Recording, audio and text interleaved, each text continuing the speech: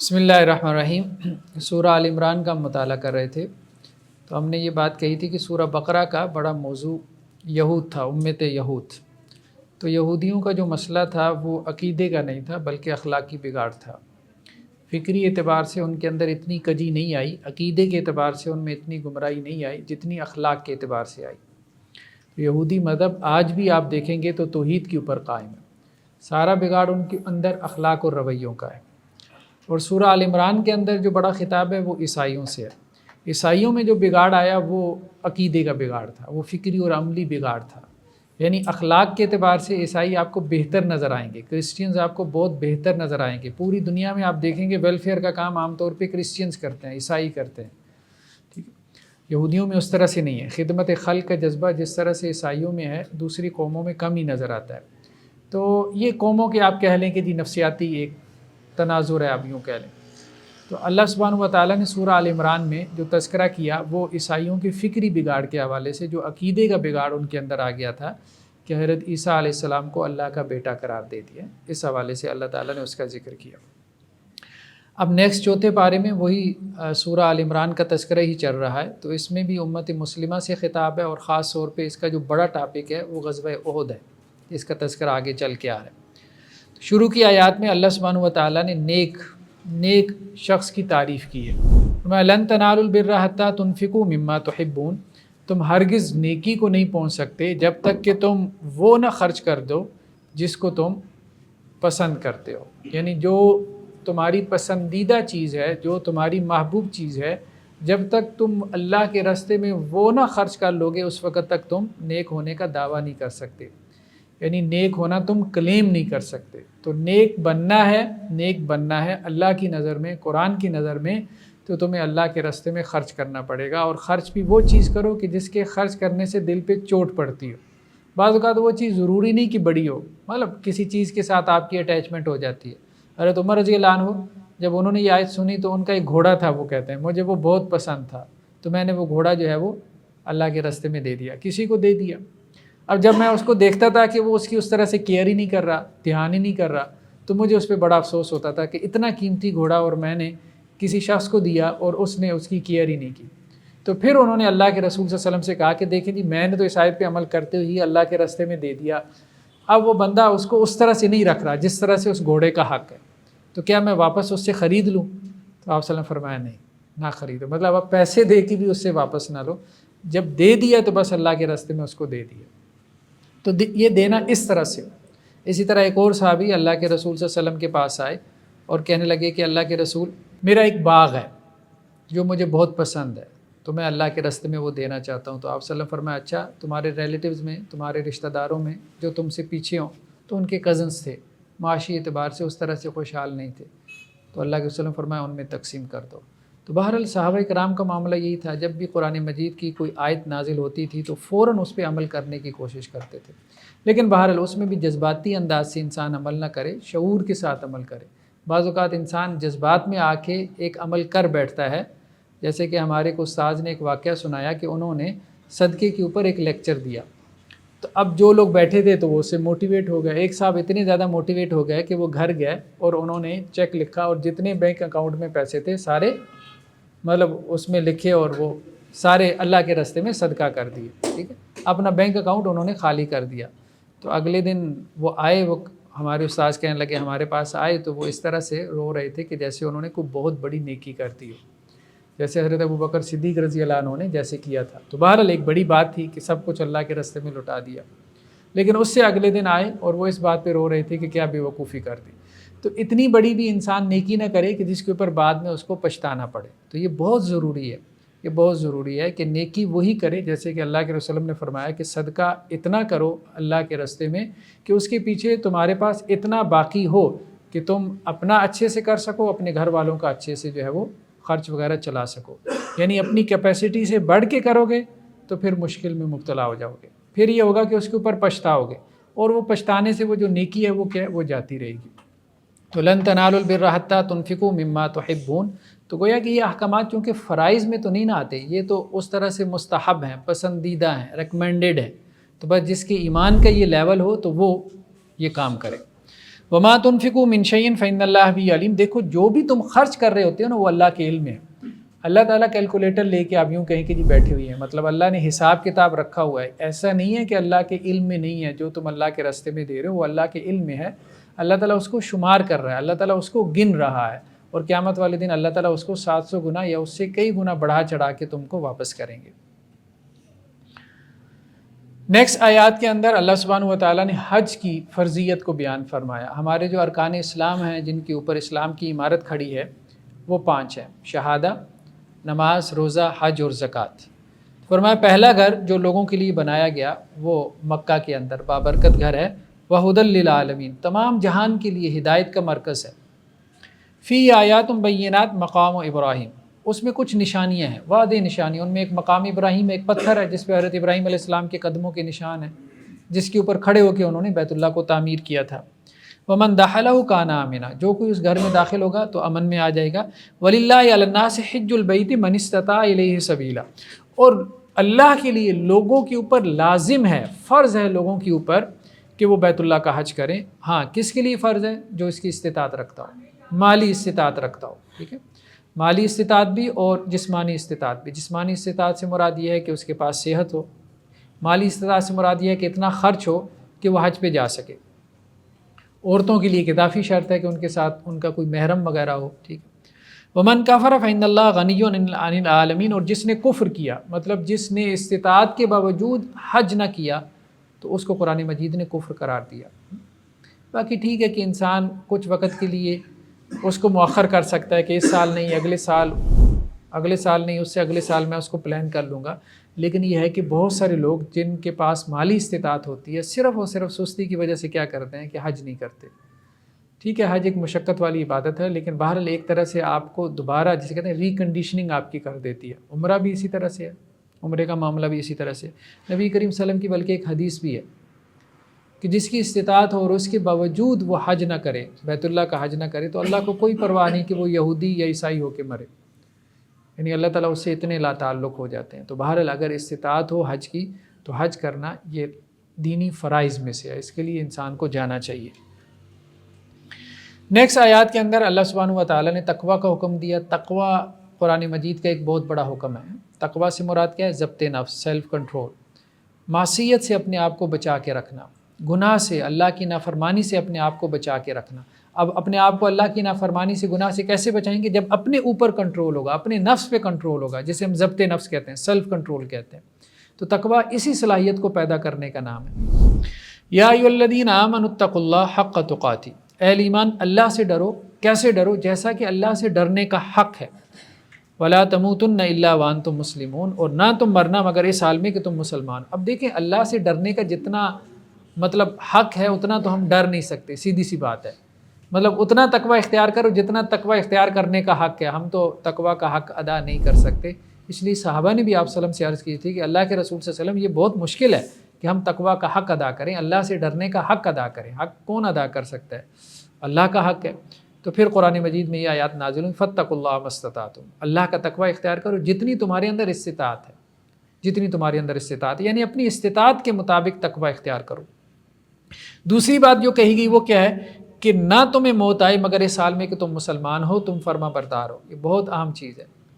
انسان گناہ کی زندگی بسر کر رہا ہے، اب اگر اسی گناہ کی حالت میں اس کو موت آ جائے تو یہ ایک بری موت ہے، مطلب نشے کی حالت میں ہے، جوا کھیل رہا ہے، ٹھیک ہے، موویز دیکھ رہا ہے، گندی فوش جو ہے وہ ویب سائٹس ان کو وزٹ کر رہا ہے، ٹھیک ہے، نشے کی حالت میں ہے، ڈرگ ایڈکٹ ہوا پڑا ہے، ٹھیک، سود کھا رہا ہے، رشوت لے رہا ہے، تو اب یہ اللہ کی نافرمانی کی حالت کی جو موت ہے بہرحال یہ ایک بری موت ہے۔ تو اس لیے قرآن نے کہا دیکھو کم از کم جب تم دنیا سے جانے لگو تو اتنا تو ہو کہ فرما برداری کی حالت میں ہو۔ اب کسی انسان کو روزی کی حالت میں موت آ جائے اچھی موت ہے، کسی کو وضو کی حالت میں موت آ جائے اچھی موت ہے، کسی کو نماز کی حالت میں، جیسے کچھ لوگوں کو سجدی کی حالت میں موت آ جاتی ہے، بہت بڑی بات ہے کہ اللہ کی فرما برداری کی حالت میں موت آ گئی، ٹھیک۔ تو اللہ کی فرما برداری کی حالت میں مرنا، کسی کو قرآن کی تلاوت کرتے ہوئے، ذکر اذکار کرتے ہوئے موت آ جاتی ہے، تو یہ بہرحال بہت بڑی بات ہے۔ بعض لوگوں کو ہم دیکھتے ہیں کہ وہ اسٹیج پہ بیٹھے قاری صاحب قرآن کی تلاوت کر رہے ہیں اور اچانک پتہ ہی نہیں چلتا، روح پرواز کر جاتی ہے، تو یہ اچھی موت، اچھی موت۔ اللہ سبحانہ و تعالیٰ نے یہی بات کہی ہے کہ نہ تم مرنا مگر اس حال میں کہ تم مسلمان سے مراد کیا؟ اللہ کے فرما بردار ہو، اللہ کے اوبیڈینٹ۔ اب یہ تبھی ممکن ہے کہ جب انسان جو ہے وہ اللہ کی فرما برداری کی حالت میں رہنے کی شعوری کوشش کرے، ٹھیک ہے؟ جب ہر وقت اللہ کی فرما برداری کی حالت میں رہنے کی کوشش کرے گا تبھی اس کو موت آئے گی، تو بہت امید ہے کہ وہ فرما برداری کی حالت میں مرے گا۔ ہر حال میں انسان کو کوشش کرنی چاہیے کہ کچھ نہ کچھ ذکر اذکار کرتا رہے، ہر حال میں کوشش کرنی چاہیے وضو کی حالت میں رہے، کم از کم یہ تو انسان کر سکتا ہے نا۔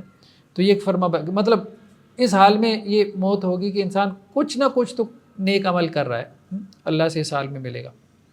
اب اگر آپ اس کو ایک مثال سے سمجھنا چاہیں، جیسے ہم حج اور عمرہ کے لیے جاتے ہیں، ہم دیکھتے ہیں بہت سے لوگ وہاں جو ہے وہ چوری چکاری کے اندر جو ہے وہ مصروف ہو جاتے ہیں، دوسروں کی جیبوں سے بٹوا نکال لینا، پیسے نکال لینا۔ اب ایسے میں کیمرے لگے ہوتے ہیں، ہم نے خود دیکھا ہے کسی کو اچانک وہ شرطے آتے ہیں اور پکڑ کے گھسیٹ کے لے جاتے ہیں، سمجھ ہی نہیں آتی کہ کیا ہوا ہے، لیکن وہ دیکھ رہے ہوتے ہیں۔ اب ایسا شخص جو عین مطاف کے اندر کسی دوسرے کے بٹوے کو اٹھاتے ہوئے یا اس کے پیسے گر گئے تھے، والٹ گر گیا تھا، اس کو اٹھاتے ہوئے پکڑا گیا، ٹھیک ہے؟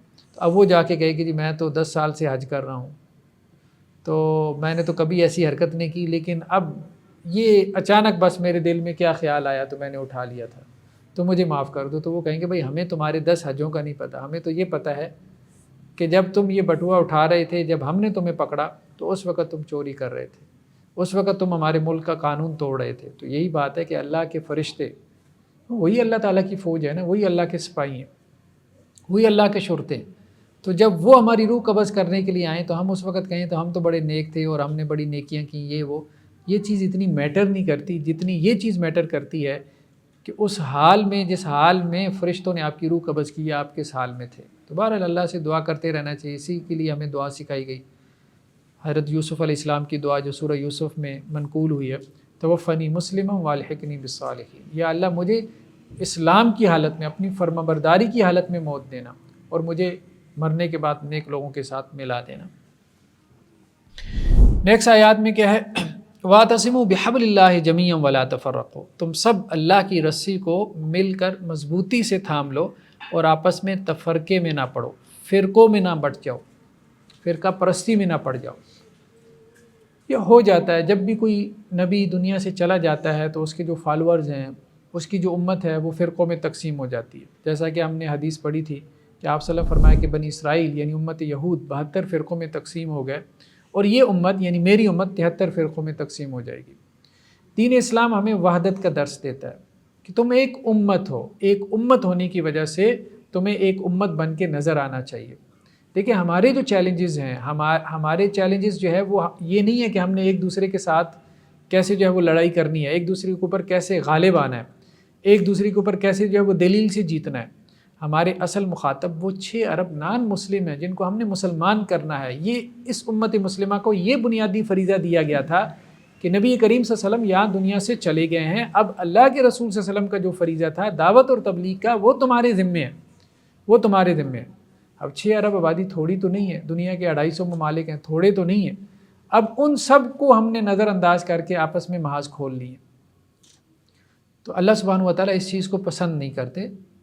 صحابہ کرام کے زمانے میں بھی ایسا ہو جاتا تھا، شیطان وسوسے ڈال کے انصار کے اندر، اوس اور خزرج پہلے مطلب ان کی لڑائیاں ہوتی تھیں اسلام قبول کرنے سے پہلے، تو جب بھی کوئی ایسا موقع آتا تھا تو شیطان وسوسے ڈال کے وہ آبا و اجداد کی شعر و شاعری ان کو یاد کرا دیتا تھا، آبا و اجداد کی لڑائیاں یاد کروا دیتا تھا، تو وہ پھر تلواریں نکال لیتے تھے۔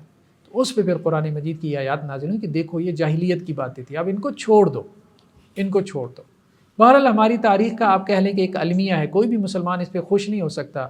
جو مشاجرات صحابہ کا چیپٹر ہے کہ صحابہ کی آپس میں لڑائیاں ہوئیں، بہرحال وہ اللہ کی ایک تقدیر اور فیصلہ بھی ہے، لیکن ہمارے لیے آپ کہہ لیں کہ یہ ایک خوشی کا باعث ہرگز نہیں ہے، ایک غم کا باعث ہے۔ آج تک ہم اس کو جسٹیفائی نہیں کر سکتے، ہم یہ نہیں کہہ سکتے کہ وہ ٹھیک ہوا ہے کہ صحابہ کے درمیان جو ہے وہ شروع میں قتل و غارت ہوئی ہے۔ تو اسی طرح سے اب وہ ہم دیکھ رہے ہیں کہ وہ تلوار جو ہے حضرت عمر رضی اللہ عنہ کے بارے میں آتا ہے، ٹھیک ہے، کہ وہ ایک دروازہ تھے اور جیسے ہی وہ دروازہ ٹوٹا ہے ان کو شہید کیا گیا ہے، یا حضرت عثمان رضی اللہ عنہ کی شہادت ہوئی ہے، تو اس کے بعد سے تلوار اس امت کے اندر اٹھی ہے تو پھر رکھی نہیں گئی، اب امت جو ہے وہ لڑائیوں میں پڑی ہوئی ہے۔ تو ایسے میں قرآن مجید کا درس اور سبق کیا ہے کہ آپس کی لڑائیاں بھلاؤ اور آپس میں مل بیٹھو. بہت سے مشترکات ہیں ہمارے درمیان, بہت سی کامن چیزیں. ہم نے کہا تھا کہ نماز میں اگر مشترک چیزیں ڈھونڈیں تو بہت سی آپ کو مل جائیں گی. 5 نمازیں ہیں, نمازوں کی رکعتیں سیم ہیں, ٹھیک ہے. ہر رکعت کے اندر جو ہے وہ 1 رکوع ہے, 2 سجدے ہیں, کوئی نہیں کہتا 2 رکوع ہیں 4 سجدے ہیں, کوئی نہیں کہتا فجر کے 3 جو ہے وہ فرض ہیں. بہت سی کامن چیزیں ہیں. سب جو ہے وہ سورہ فاتحہ پڑھتے ہیں, ٹھیک ہے. سب قرآن مجید کی تلاوت کرتے ہیں, سب کے یہاں تسبیحات بھی سیم ہے, ٹھیک ہے. کچھ کے نزدیک کچھ زیادہ دعائیں ہیں, کچھ کے نزدیک کم دعائیں ہیں, ایسے ہی ہے. تو مین تو مشترکات بہت زیادہ ہیں, جو اختلافی چیزیں ہیں وہ کم ہیں. 90% ہمارے درمیان مشترکات ہیں. وہ مشترکات کیا ہے؟ ایون دیکھیں جو سوشل ایولز ہیں, سب کے نزدیک, سب فرقوں, سب مسالک میں کیا ہے؟ سود حرام ہے نا. سب رشوت کو حرام کہتے ہیں, سب کہتے ہیں ظلم نہیں ہونا چاہیے, ٹھیک ہے.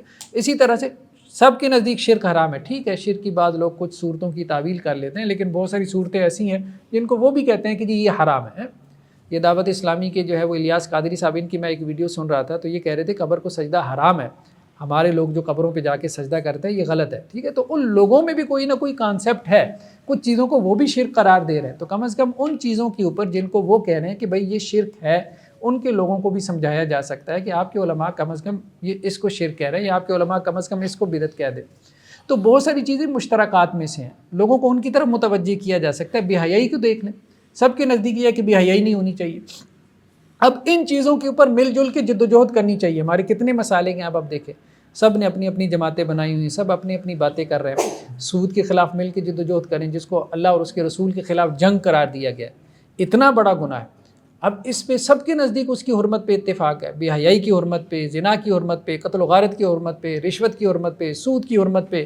مطلب لمبا چوڑا آپ کہہ لیں کہ جی گناہوں کی فہرست ہے جن کی حرمت پہ اتفاق ہے. سب مسالک کا کنسنسس ہے, مل کے جد و جہد کر سکتے ہیں, مل کے جد و جہد کر سکتے ہیں. لیکن یہ ہے کہ وہ چند ایک اختلافی باتیں لے کے بیٹھے ہیں اور سارا زور اس کے اوپر لگائے بیٹھے ہیں.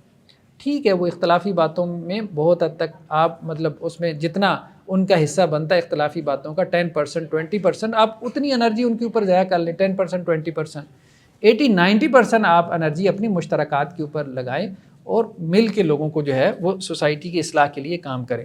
ہم دیکھتے ہیں کہ پولیٹیکل پارٹیز جو ہے وہ اپنے مفاد کے لیے اکٹھی ہو جاتی ہیں, ساری جو ہے وہ نان مسلم سٹیٹس اپنے مفاد کے لیے اکٹھی ہو جاتی ہیں, لیکن ہم اسلام کی خاطر اکٹھے نہیں ہو سکتے. اور جو لوگ اکٹھے ہونے چاہتے ہیں ان کے اپنے مسلک کے لوگ ان کے خلاف فتوے لگانا شروع کر دیتے ہیں کہ بھئی یہ ہمارے مسلک سے نکل گیا, یہ تو دوسرے مسلک والوں کے ساتھ بیٹھ گیا, یہ تو بدعتی ہو گیا, یہ تو منت سے فارغ ہو گیا, یہ فلاں ہو گیا, یہ ہو گیا, وہ ہو گیا. تو بہت زیادہ ہمارے رویوں میں سختی آ گئی, بہت زیادہ سختی آ گئی. اللہ کے رسول صلی اللہ علیہ وسلم نے تو یہودیوں کے ساتھ اتحاد کیا. میثاق مدینہ کس کے ساتھ تھا؟ یہودیوں کے ساتھ تھا. تو یہودیوں کے ساتھ اتحاد آپ صلی اللہ علیہ وسلم نے کیا. پھر اللہ کے رسول نے جو معاہدہ کیا صلح حدیبیہ کس کے ساتھ؟ مشرکین مکہ کے ساتھ, جن کے ساتھ جنگیں لڑیں ان کے ساتھ آپ صلی اللہ علیہ وسلم معاہدے کرتے رہے. ٹھیک ہے, تو اللہ کے رسول صلی اللہ علیہ وسلم نے ایک اسٹریٹجی بنائی, اسلام کو غالب کرنا تھا, اس کے لیے ایک اسٹریٹجی اللہ کے رسول نے بنائی.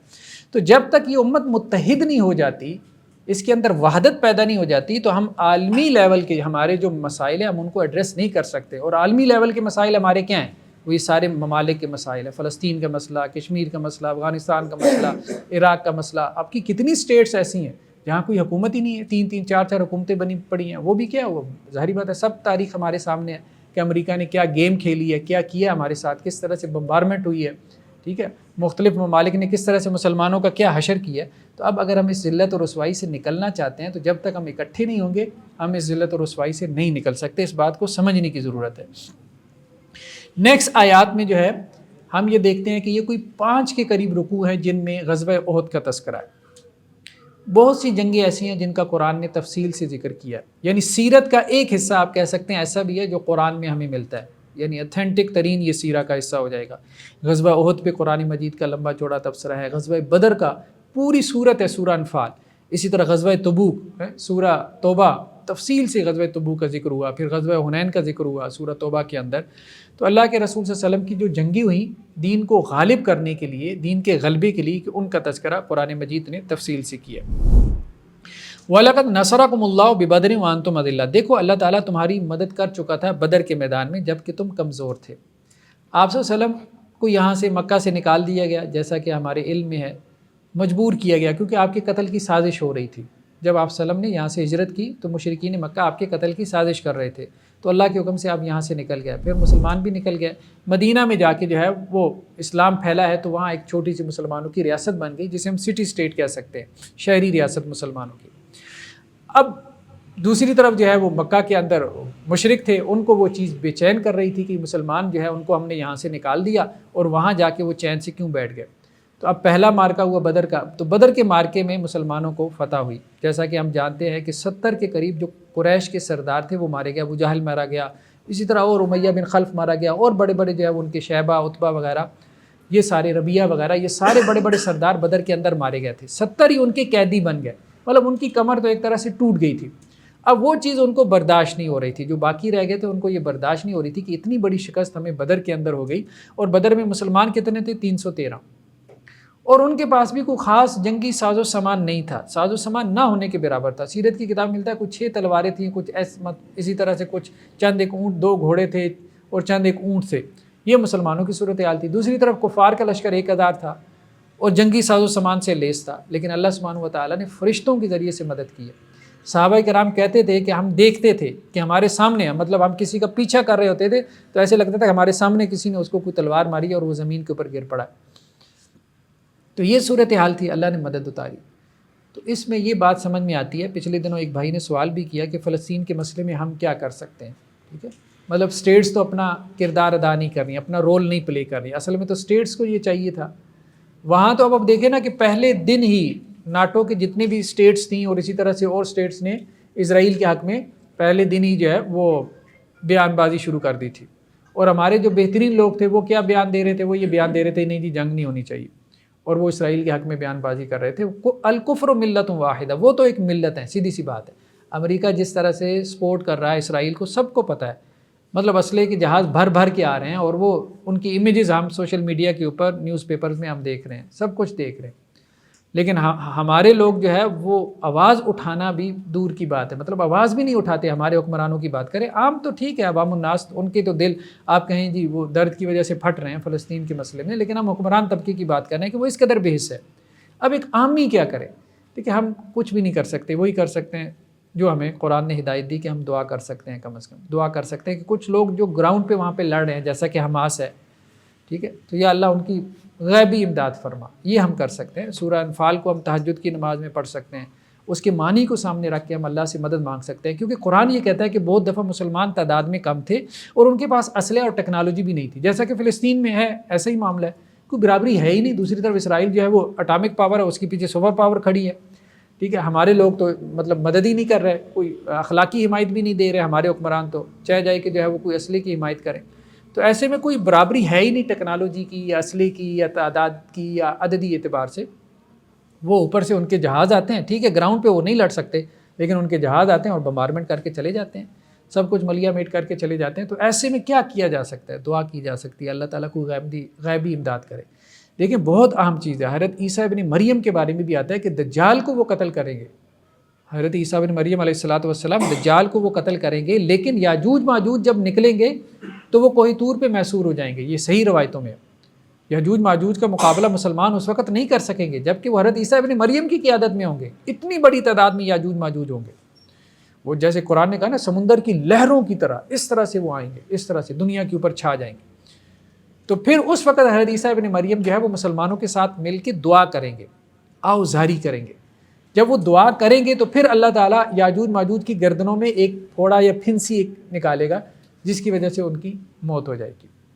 تو ماضی میں بھی ایسا ہی ہوا ہے، بہت دفعہ بدر میں بھی اللہ کے رسول صلی اللہ علیہ وسلم نے ساری رات دعا میں گزار دی کہ یا اللہ بس یہی ہیں، اب یہ بھی اگر جو ہے وہ آپ کے راستے میں شہید ہو گئے تو آپ کا نام لینے والا کوئی باقی نہیں رہے گا۔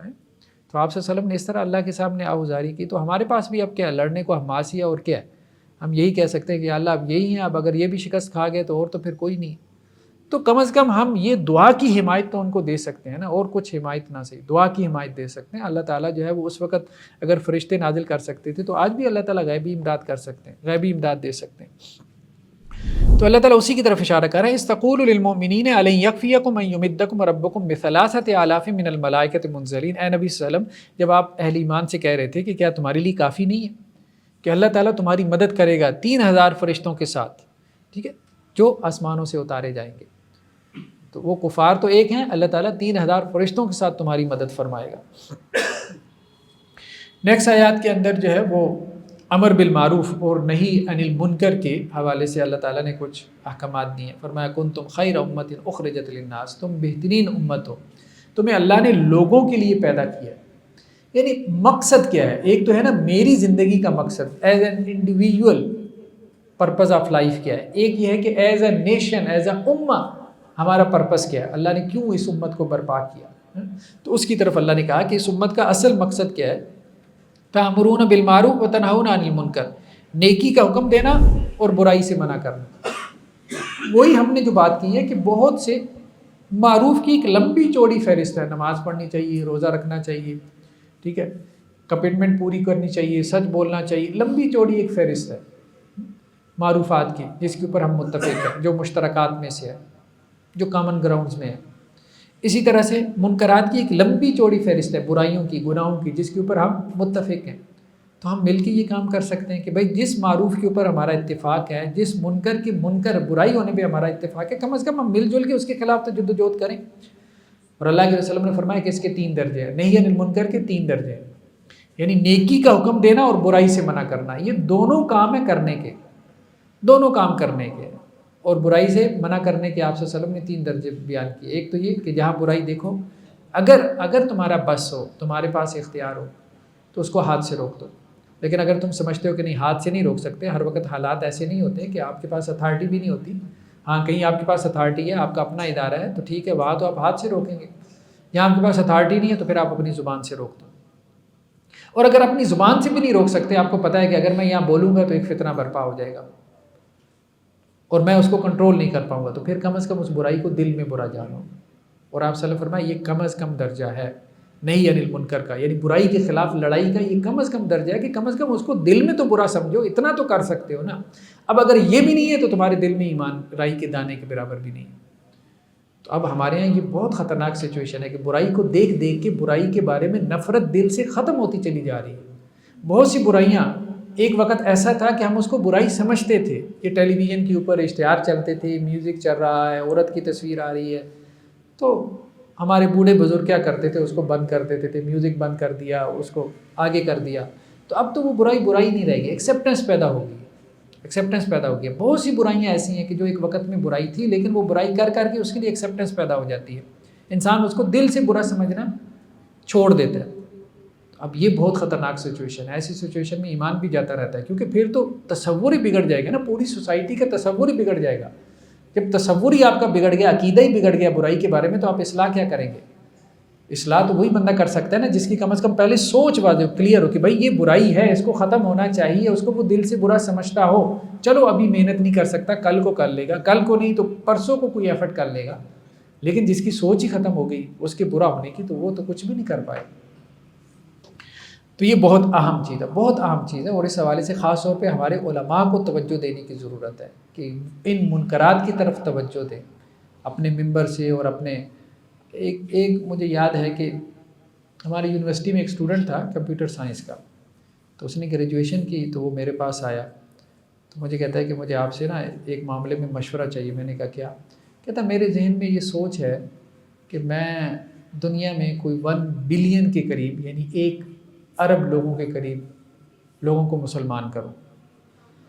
تو ہر دیکھ لیں میں بڑا سوچ میں پڑ گیا کہ اس نے کمپیوٹر سائنس میں گریجویشن کی، اس کو پتہ نہیں یہ خیال کہاں سے آ گیا 1 ارب لوگوں کو مسلمان کرنے کا، یہ وہ. خیر بہرحال تو میں نے کہا مجھے آپ آئیڈیاز دیں، مجھے آپ بتائیں کہ یہ کیسے ممکن ہو سکتا ہے، کیسے پاسبل ہو سکتا ہے.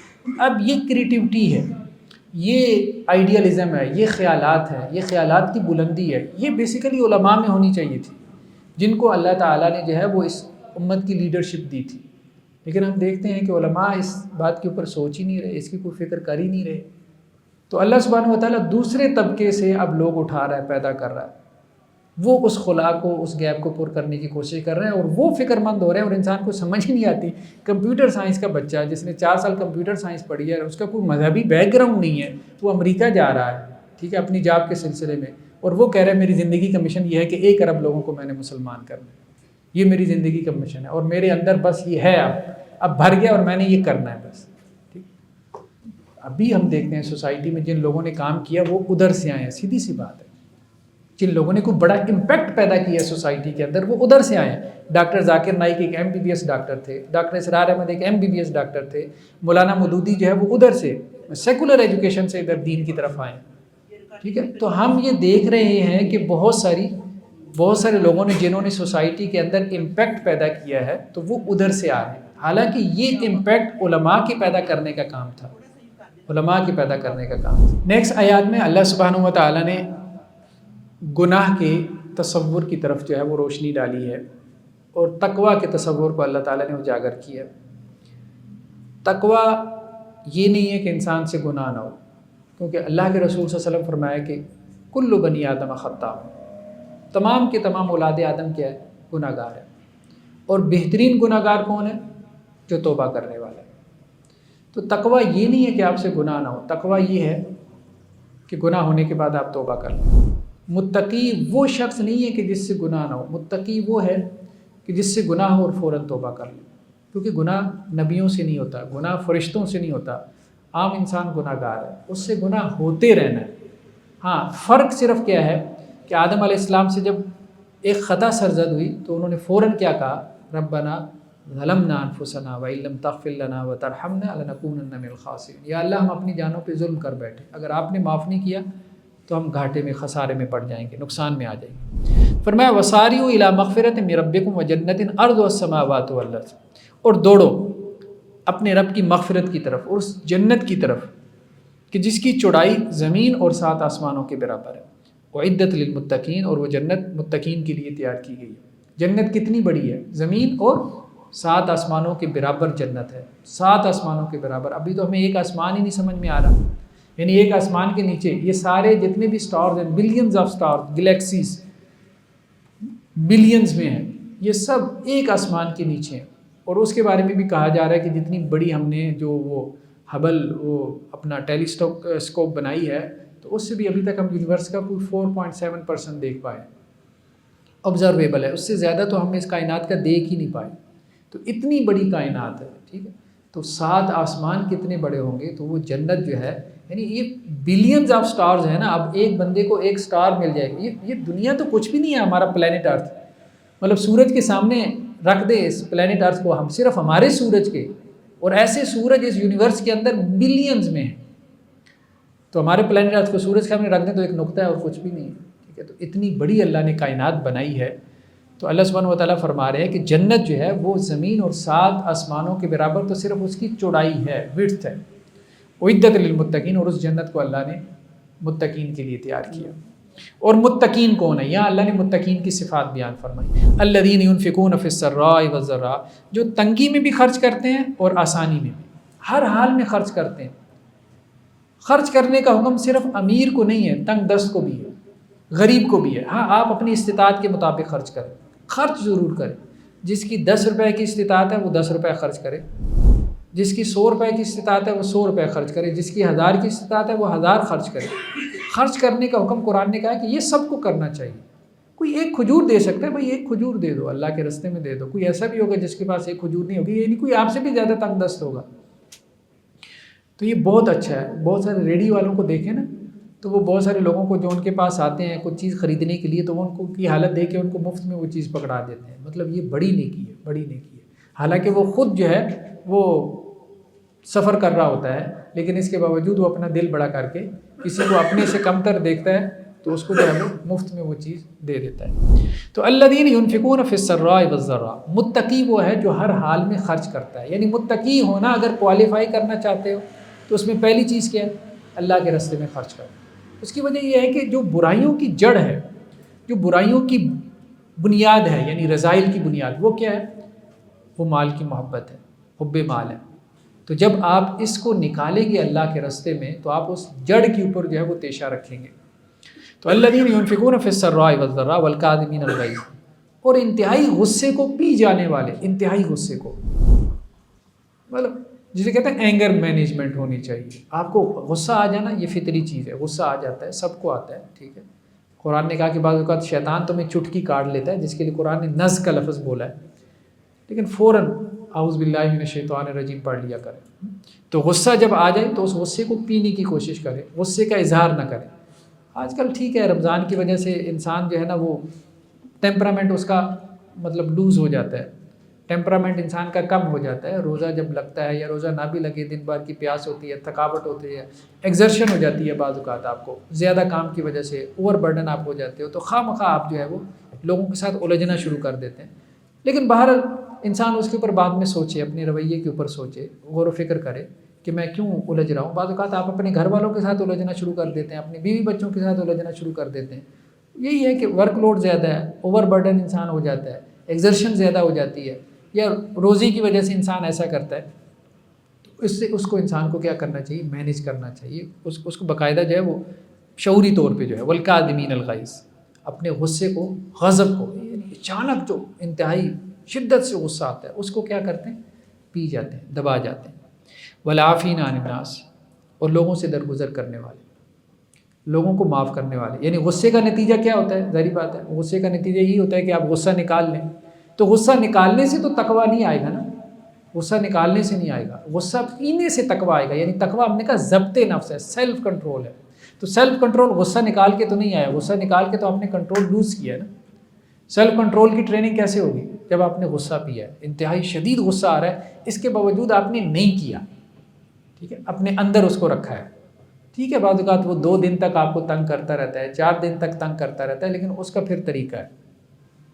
ایک دفعہ ایسے ہوا کہ میں ٹریول کر رہا تھا اسلام آباد سے جو ہے وہ لاہور کی طرف، گاڑی چلا رہا تھا، تو وہ گاڑیاں جیسے موٹر وے پہ بہت تیزی سے چلتی ہیں، تو وہ اچانک آگے کوئی تعمیراتی کام ہو رہا تھا سڑک پہ، تو اگلے نے بریک لگائی، تو اب پیچھے گاڑیاں جس تیزی سے آ رہی ہوتی ہیں تو سب نے بریکیں لگائیں، تو وہ میں نے بھی بریک لگائی۔ خیر وہ اگلی جو گاڑی تھی اس کو ہوا کچھ نہیں، ٹچ نہیں کی، لیکن یہ ہے کہ وہ جیسے ایک چڑچڑاہٹ کی آواز آتی ہے، وہ ٹائر جو ہے وہ گھستے ہیں، اور ساری وہ ماحول میں آواز گونجتی ہے، تو وہ ایک کیفیت تھی۔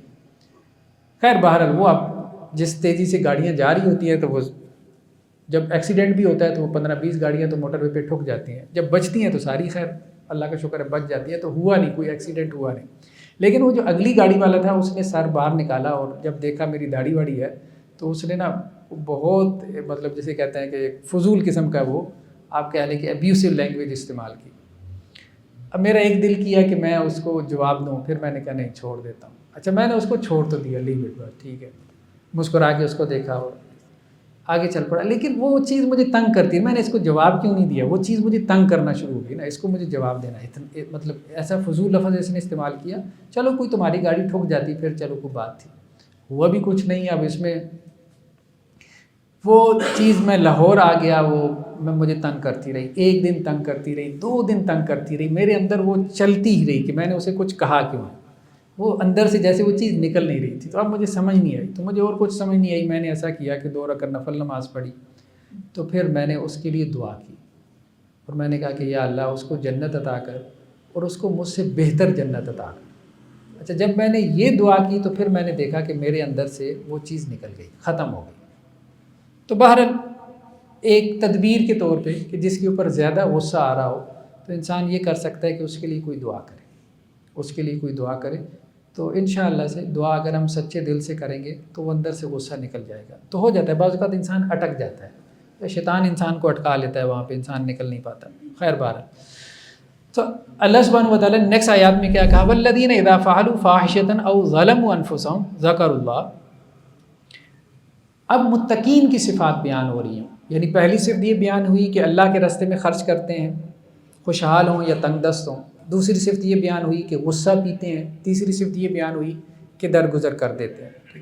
چوتھی صفت کیا بیان ہوئی کہ اگر ان سے کوئی بے حیائی کا کام ہو جائے یا اپنی جانوں پہ کوئی ظلم کر بیٹھے، ذکر اللہ، فوراً اللہ کو یاد کرتے ہیں۔ یعنی اب یہ بات آ رہی ہے کہ توبہ کرتے ہیں، یہ نہیں بات آئی کہ ان سے گناہ نہیں ہوتا۔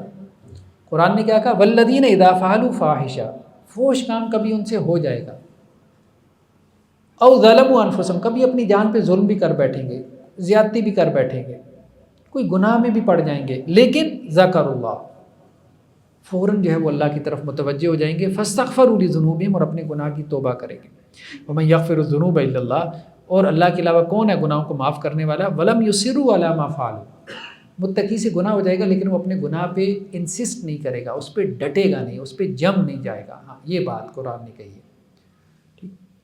وَهُمْ يَعْلَمُونَ، اور وہ جانتے بوجھتے ایسا نہیں کریں گے. اولئک جزاؤہم مغفرۃ من ربہم، ایسے لوگوں کے لیے کیا بدلہ ہے کہ اللہ کی طرف سے مغفرت ہے.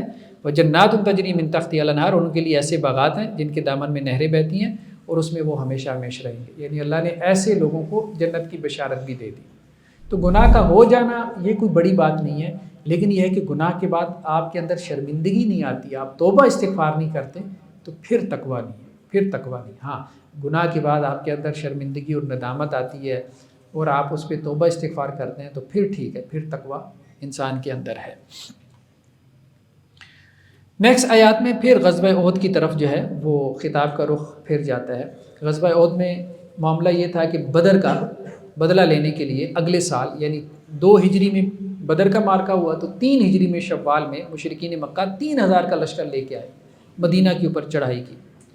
اللہ کے رسول نے صحابہ سے مشورہ کیا تو آپ صلی اللہ علیہ وسلم صحابہ کو لے کے باہر نکلے. کوئی تقریباً 1000 کے قریب جو ہے وہ مسلمان تھے. اب جو عبداللہ بن ابی تھا جو منافقین کا سردار تھا، منافق اس کو کہتے ہیں جو بظاہر ایمان لے آیا لیکن دل سے ایمان نہیں لایا تھا، تو وہ اپنے 300 لوگوں کو لے کے مسلمانوں سے علیحدہ ہو گیا کہ ہم نے لڑائی نہیں کرنی، ہمارا مشورہ نہیں مانا گیا. تو ان کا مشورہ کیا تھا کہ ہم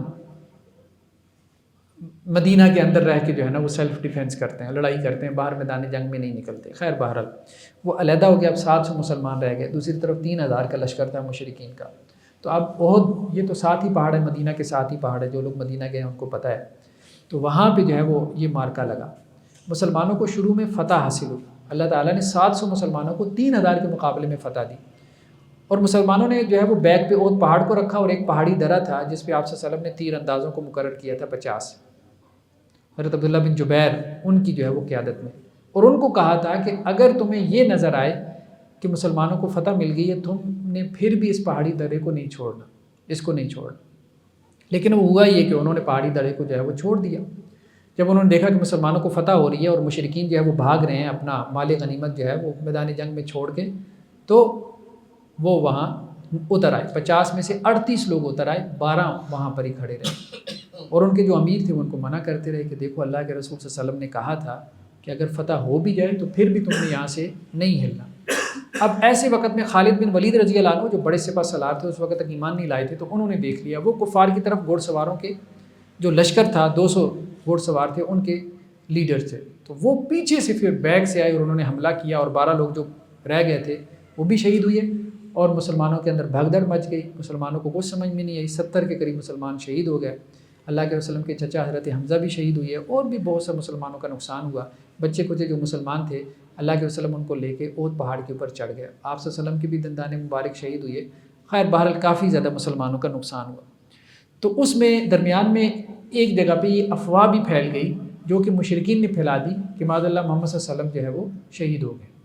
اب اس پہ بعض مسلمانوں نے کیا کیا کہ اب اللہ کے رسول صلی اللہ علیہ وسلم نہیں رہے تو اب ہم نے زندہ رہ کے کیا کرنا ہے، تو انہوں نے تلواریں گرا دی.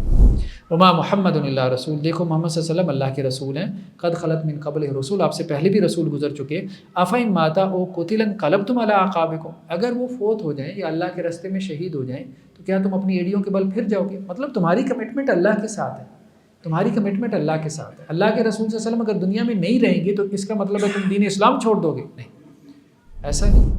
ہاں کچھ قبائل ایسے تھے جو مرتد بھی ہو گئے آپ صلی اللہ علیہ وسلم کے، لیکن وہ نیو کمرز تھے، نئے تھے جو کہ دین کے اندر آئے تھے. جیسے مسلمہ کذاب کا معاملہ ہے، اسود انسی کا معاملہ ہے. اسی طرح جو ہے ایک اور صاحب نے جو ہے طلحہ ان کا نام ملتا ہے، طلحہ اسدی. 3 لوگوں نے جو ہے، ایک خاتون بھی تھی جس نے نبوت کا دعویٰ کیا تھا. تو ان کے جو قبیلے کے اپنے اپنے لوگ تھے تو وہ ان کے ساتھ ہو گئے تھے، مرتد ہو گئے تھے، اسلام سے نکل گئے تھے. لیکن پھر یہ لوگ مارے گئے تو وہ پھر واپس اسلام میں آ گئے. تو بعض اہل علم نے یہ بھی کہا ہے کہ اس کی طرف بھی اشارہ ہے کہ اللہ کے رسول صلی اللہ علیہ وسلم کے جانے کے بعد کیا تم اپنے جو ہے وہ ایڑیوں کے بل پھر جاؤ گے؟ نیکسٹ آیات میں اللہ سبحانہ و تعالیٰ نے غزوہ احد میں شکست کے عارضی جو شکست تھی اس کے اسباب کو، اس کے ریزنز کو بیان کیا. وَلَقَدْ صَدَقَكُمُ اللَّهُ وَعْدَهُ إِذْ تَحُسُّونَهُم بِإِذْنِهِ، دیکھو اللہ نے تم سے اپنا وعدہ سچا کر دیا تھا. یعنی غزوہ احد میں بھی اللہ نے تمہیں فتح نصیب کر دی تھی. مسلمان کافروں کو مار رہے تھے اور وہ میدان جنگ سے بھاگ رہے تھے. حتیٰ اذا فشلتم وتنازعتم فی الامر، یہاں تک کہ تم نے ہمت ہار دی اور تم نے رسول اللہ صلی اللہ علیہ وسلم کے حکم میں کیا کیا؟ جھگڑا کیا. یعنی اللہ کے رسول صلی اللہ علیہ وسلم نے حکم دیا تھا 50 تیر اندازوں کو کہ یہاں پہ کھڑے رہنا، ہلنا نہیں ہے تم نے یہاں سے کسی بھی صورت میں، لیکن ان کا آپس میں اختلاف ہو گیا. 38 نیچے آ گئے، 12 وہاں پر ہی رہ گئے اور ان کے امیر ان کو منع کرتے رہے. تو اس پہ پھر قرآن نے تبصرہ کیا کہ دیکھو یہ جو اللہ کے رسول صلی اللہ علیہ وسلم کے حکم کی نافرمانی ہوئی ہے، اس کی وجہ سے شکست ہوئی. تو نبی کریم صلی اللہ علیہ وسلم کا جو حکم ہے خاص طور پہ ڈسپلن کے حوالے سے، ڈسپلن کی بہت اہمیت ہے یہاں پر. اور آرمی میں تو چلتا ہی ڈسپلن ہے، اگر ڈسپلن نہیں ہوگا تو آپ کیسے جنگ جیت سکتے ہو؟ نہیں جنگ جیت سکتے. تو قرآن نے اس کی طرف اشارہ کیا کہ دیکھو یہ شکست ایسا نہیں ہے کہ کوئی اللہ کی طرف سے تمہارے اوپر بطور مصیبت تھوپی گئی ہو، یہ تمہاری اپنی یہ غلطی کا نتیجہ ہے. دنیا میں بھی اب آپ دیکھیں بہت سے آپ کے اوپر آزمائشیں مصیبتیں ایسی آتی ہیں کہ جو ہمارے اعمال کا نتیجہ ہوتی ہیں، ہم اس کی نسبت اللہ کی طرف کرتے رہتے ہیں. 120 کی سپیڈ سے گاڑی چلا رہے ہیں، بندہ مار دیا یا گاڑی الٹا دی، تو اب آپ کہتے ہیں کہ جی اللہ کی طرف سے آزمائش آ گئی. بھائی اللہ کی طرف سے آزمائش پھر اس طرح سے تھوڑی. تو کہنے کا مقصد ہے بہت دفعہ ایسا ہوتا ہے کہ اپنے کرتوتوں کی سزا ہوتی ہے انسان کے، اپنے اعمال کا نتیجہ ہوتا ہے انسان کا، لیکن وہ اس کی نسبت پھر اللہ کی طرف کرنا شروع کر دیتا ہے. نہیں، اس کی نسبت ہمیں اللہ کی طرف نہیں کرنی. ہاں بعض اوقات اللہ کی طرف سے بھی آزمائش ہو سکتی ہے، لیکن زیادہ تر وہ ہمارے اعمال کا نتیجہ ہوتا ہے. تو انسان کو اپنے اعمال درست کرنے کی ضرورت ہے. لیکن اس کے باوجود قرآن نے یہاں پہ ایک اہم تبصرہ کیا، وَلَقَدْ عَفَا عَنْكُمْ. دیکھو انہوں نے اللہ کے رسول صلی اللہ علیہ وسلم کی ٹھیک ہے بات نہیں مانی، لیکن اللہ نے ان سے درگزر کر دیا، ان کو معاف کر دیا. اللہ نے صحابہ کو معاف کر دیا. اب اللہ نے جب معاف کر دیا تو تم کون ہوتے ہیں ان کو کرٹیسائز کرنے والے؟ تو ہمارے یہاں جو ایک طبقہ پیدا ہو گیا خاص طور پہ صحابہ کے حوالے سے کرٹیسائز کرنے کا یہ جو رویہ، یہ بہت غلط رویہ ہے. دیکھیں اللہ تعالیٰ نے اگر صحابہ کے اوپر کوئی بات کی ہے تو اللہ تعالیٰ تو اللہ ہے، وہ تو کر سکتا ہے. یہ اس بات کی دلیل نہیں ہے. یہ ایسی ہے کہ دادا جان جو ہے، اگر آپ کے دادا جان آپ کے ابا جان کو ڈانٹ رہے ہوں، ٹھیک ہے، اب آپ کہیں کہ جی میں بھی اپنے ابا جان کو ڈانٹ سکتا ہوں. کیوں؟ میرے دادا جان بھی تو ڈانٹ لیتے ہیں. بھائی آپ کے دادا جان کے لیے آپ کے ابا جی بیٹے ہیں، آپ کے لیے آپ کے باپ ہیں، ٹھیک ہے. تو اللہ کے لیے صحابہ کرام کیا ہیں؟ اللہ کے لیے تو وہ اللہ کے بندے ہیں. تو اللہ تعالیٰ تو مطلب نبی کو ڈانٹ لے، اللہ تعالیٰ کے لیے جو نبی بھی جو ہے وہ اللہ تعالیٰ کا بندہ ہے. لیکن اس کا مطلب یہ نہیں کہ اب ہم کہیں گے کہ اللہ تعالیٰ اگر نبی کو ڈانٹ سکتا ہے یا صحابہ کو ڈانٹ سکتا ہے تو ہم بھی ڈانٹ سکتے ہیں. نہیں، یہ غلط بات ہے. اللہ کے لیے وہ بندے، نسبت تبدیل ہونے سے حکم تبدیل ہو جاتا ہے. تو اس لیے اللہ تعالیٰ نے اگر کوئی بات کہی ہے صحابہ کے بارے میں تو ہم اس کو دلیل اس بات کی نہیں بنا سکتے کہ ہم بھی صحابہ پہ کوئی تان اور تشنیع کا دروازہ کھولیں. نہیں، تو اللہ تعالیٰ نے توجہ دلائی ہے. ٹھیک ہے، اللہ نے یہاں پہ توجہ دلائی ہے کہ دیکھو یہ کام نہیں ہونا چاہیے تھا، یہ غلط کام ہوا ہے، لیکن ساتھ میں کیا کہا کہ میں نے تم کو معاف کر دیا. اور اللہ کے نبی صلی اللہ علیہ وسلم کو بھی کہا کہ آپ بھی ان کو دل سے معاف کر دیں. نیکسٹ آیات میں یہی بات کہی گئی کہ لیڈر جو ہے نا، لیڈر اس کو نرم خو ہونا چاہیے. اگر وہ نرم خو نہیں ہوگا، تند خو ہوگا، درست لہجے میں گفتگو کرے گا تو اس کے ارد گرد سے بھیڑ جو ہے وہ چھٹ جائے گی. تو لیڈرشپ کی کچھ کوالٹیز ہیں جو قرآن نے بیان کی ہیں. لیڈر کیسا ہونا چاہیے؟ لوگوں نے لیڈرشپ کے اوپر، لیڈرز کے اوپر بڑی بڑی کتابیں لکھی ہیں، لیکن قرآن کا بھی یہ لیڈرشپ کا ایک کانسیپٹ ہے. فَبِمَا رَحْمَةٍ مِّنَ اللَّهِ لِنْتَ لَهُمْ. اے نبی صلی اللہ علیہ وسلم، اللہ کی رحمت سے آپ ان کے لیے نرم ہیں. وَلَوْ كُنْتَ فَظًّا غَلِيظَ الْقَلْبِ. اگر آپ سخت دل ہوتے اور تند خو ہوتے، لَانفَضُّوا مِنْ حَوْلِكَ، تو آپ کے گرد سے یہ جو مجمع یہ چھٹ جاتا. دیکھیں سختی کو، سخت زبانی کو لوگ پسند نہیں کرتے. تو اللہ کے رسول واقعتاً بہت نرم تھے. تو ایک لیڈر کو نرم دل ہونا چاہیے. کوئی بھی مذہبی جماعت، جیسے ہمارے یہاں بہت سی مذہبی جماعتیں ہیں، سیاسی جماعتیں ہیں، تو ٹھیک ہے، اگر آپ سوسائٹی کو سرو کرنے کے لیے آپ نے کوئی جماعت بنا لی ہے، آپ کے پاس لیڈرشپ ہے، تو اب ایسا نہیں، آپ کو تندخو نہیں ہونا چاہیے کہ ہر وقت آپ کے ماتھے کے اوپر جیسے بل پڑے ہوئے ہوں، اور کوئی گفتگو کرنے کے لیے آئے، ملنے کے لیے آئے تو ڈرتا ہی رہے کہ میں بات کروں نہ کروں، پتہ نہیں کیا رسپانس آئے گا، کیا جواب آئے گا. یہ نہیں. آپ صلی اللہ علیہ وسلم کا معاملہ کیا ہوتا تھا؟ آپ صلی اللہ علیہ وسلم کا معاملہ یہ تھا کہ اللہ کے رسول صلی اللہ علیہ وسلم کہتے تھے کہ اگر لونڈی بھی مجھے مدینہ کی کسی بھی گلی میں اب کسی بھی کام کے لیے پکارے گی تو میں وہاں حاضر ہو جاؤں گا. اور لونڈی کا کیا سٹیٹس ہو جاتا تھا؟ جیسے ہمارے یہاں گھروں میں کام کرنے والی میڈز ہوتی ہیں، اس سے بھی کم سٹیٹس لونڈی کا ہوتا تھا. اور وہ بھی بڑے آرام سے اللہ کے رسول صلی اللہ علیہ وسلم کو اپنا کام کہہ دیتی تھی کہ جی میرا یہ کام کر دیں. تو اللہ کے رسول صلی اللہ علیہ وسلم کا یہ معاملہ تھا، یعنی لوگوں کی ایکسیس کے اندر تھے، لوگوں کی اپروچ میں تھے، لوگوں کے ساتھ بیٹھتے تھے. باہر سے آنے والے کو یہ محسوس نہیں ہوتا تھا کہ ان میں اللہ کے رسول کون سے ہیں. ہجرت کے بعد ایسا ہوتا تھا کہ جب مجلس لگا کے بیٹھے ہوتے تھے تو باہر سے کوئی نیا بندہ آتا تھا تو وہ حضرت ابوبکر کو مخاطب کرتا تھا رضی اللہ، وہ یہ سمجھتا تھا کہ شاید یہ اللہ کے رسول ہیں. بعد میں پھر صحابہ نے اللہ کے وسلم کو مشورہ دیا کہ یہ ٹھیک نہیں ہے، ہم ایسا کرتے ہیں ایک چبوترا بنا دیتے ہیں. تو آپ صلی اللہ علیہ وسلم فرمایا 4 انچ اونچا بنا لو. وہ 4 انچ اونچا چبوترا بنایا گیا، اس کے اوپر آپ صلی اللہ علیہ وسلم پھر بیٹھتے تھے تاکہ باہر سے آنے والوں کو آسانی رہے اور آپ صلی اللہ علیہ وسلم کو مخاطب کریں.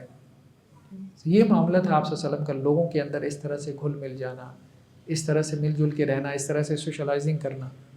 لیکن اب تو ہمارے لیڈر، ظاہری بات ہے کوئی بھی لیڈر ہے وہ اویلیبل ہی نہیں ہوتا. پولیٹیکل پارٹیز کے لیڈر دیکھ لیں، ریلیجس پارٹیز کے لیڈر دیکھ لیں، اویلیبل ہی نہیں ہے، دستیاب ہی نہیں ہے، ایکسیس ہی نہیں ہے.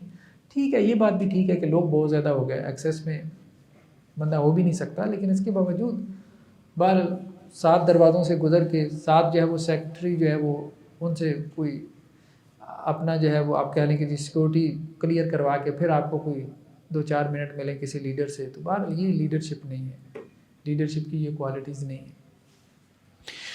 فاعف عنہم واستغفر لہم وشاورہم فی الامر. اے نبی صلی اللہ علیہ وسلم آپ بھی ان سے درگزر کریں، آپ بھی ان کے لیے مغفرت کی دعا کریں اور آپ بھی ان سے معاملات میں مشاورت کریں.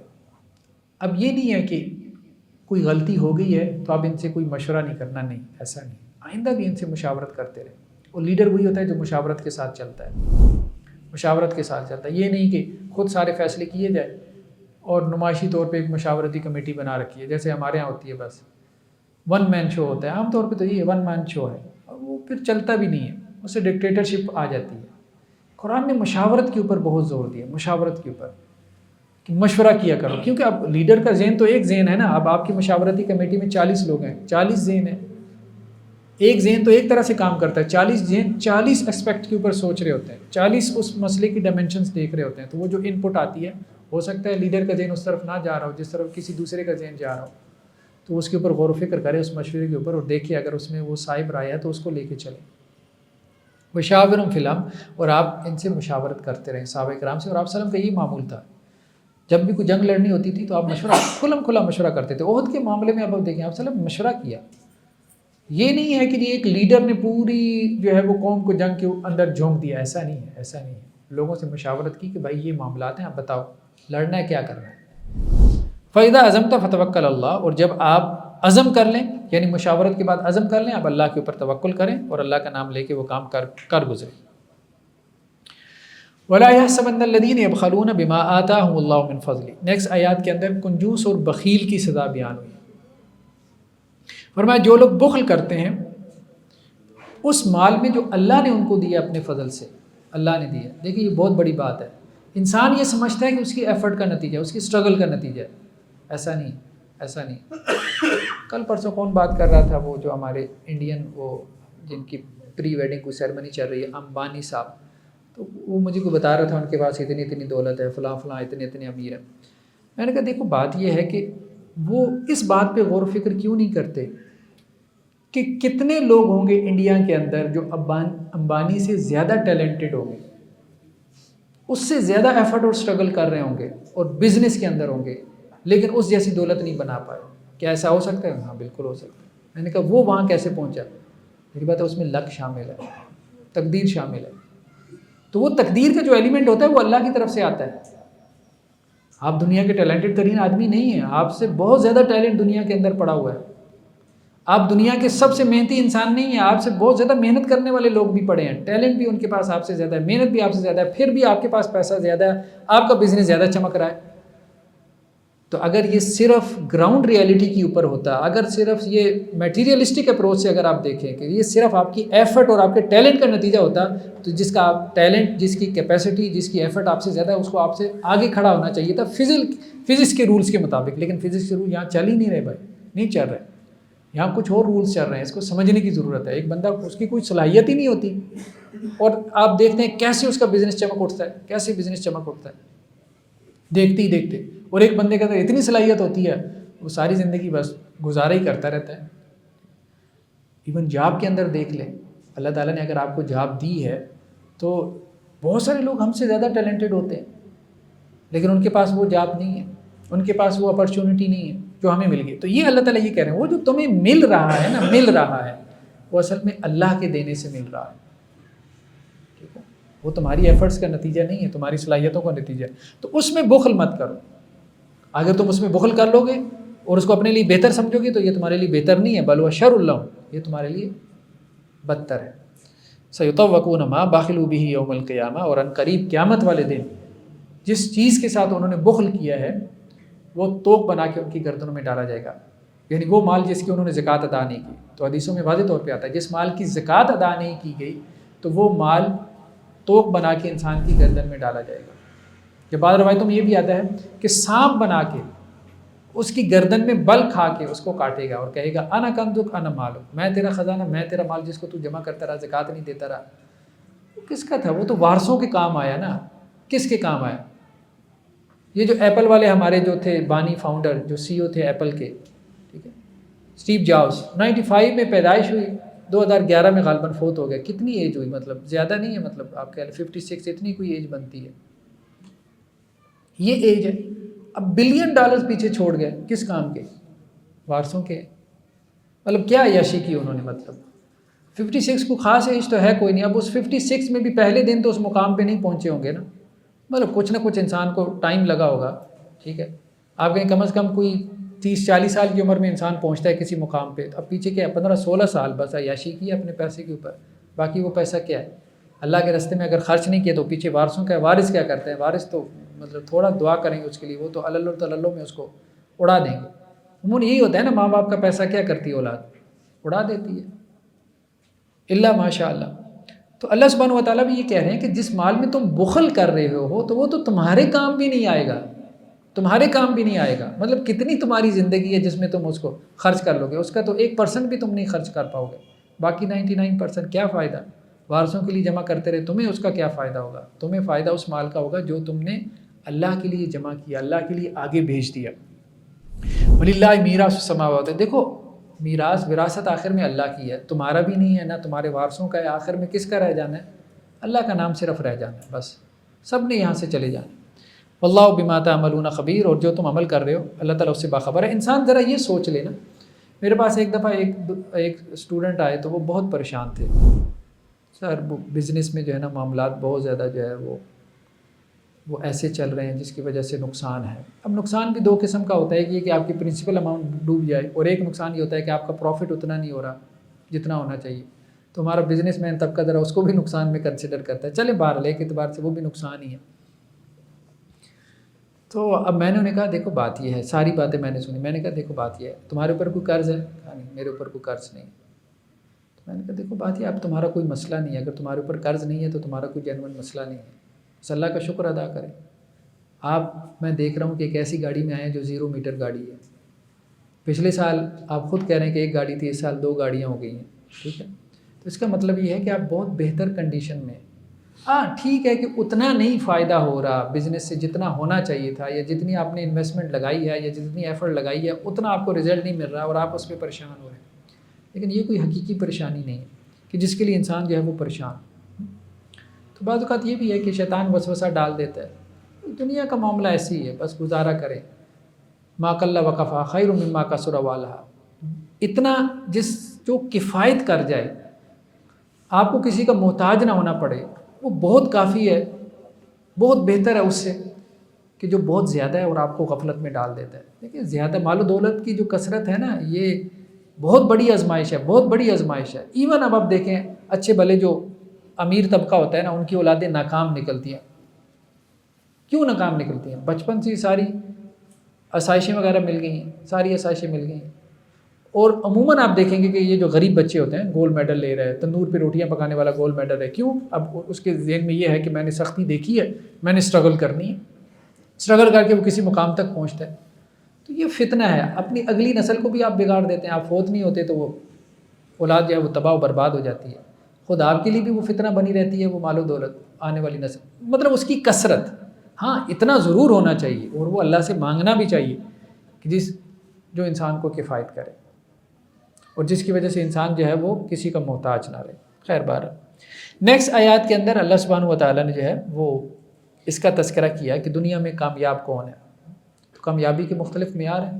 ہمارے موٹیویشنل اسپیکرز آپ دیکھیں سکسیس سٹوری سناتے ہیں بڑے دھیان سے، ان کی سکسیس سٹوری یہی ہوتی ہے کہ فلاں جو ہے وہ غریب گھرانے کا بھینسیں چرانے والا وہ جو ہے وہ کمیشن آفیسر بن گیا، یا وہ CSS کا امتحان اس نے پاس کر لیا، وہ فلاں جگہ پہ یہ لگ گیا وہ لگ گیا، تو یہ ٹھیک ہے، چلیں یہ بھی کسی حد تک کامیابی ہے کہ وہ وہاں پہنچ گیا، لیکن اصل مسئلہ یہ کہ اصل کامیابی یہ نہیں ہے، اصل کامیابی نہیں۔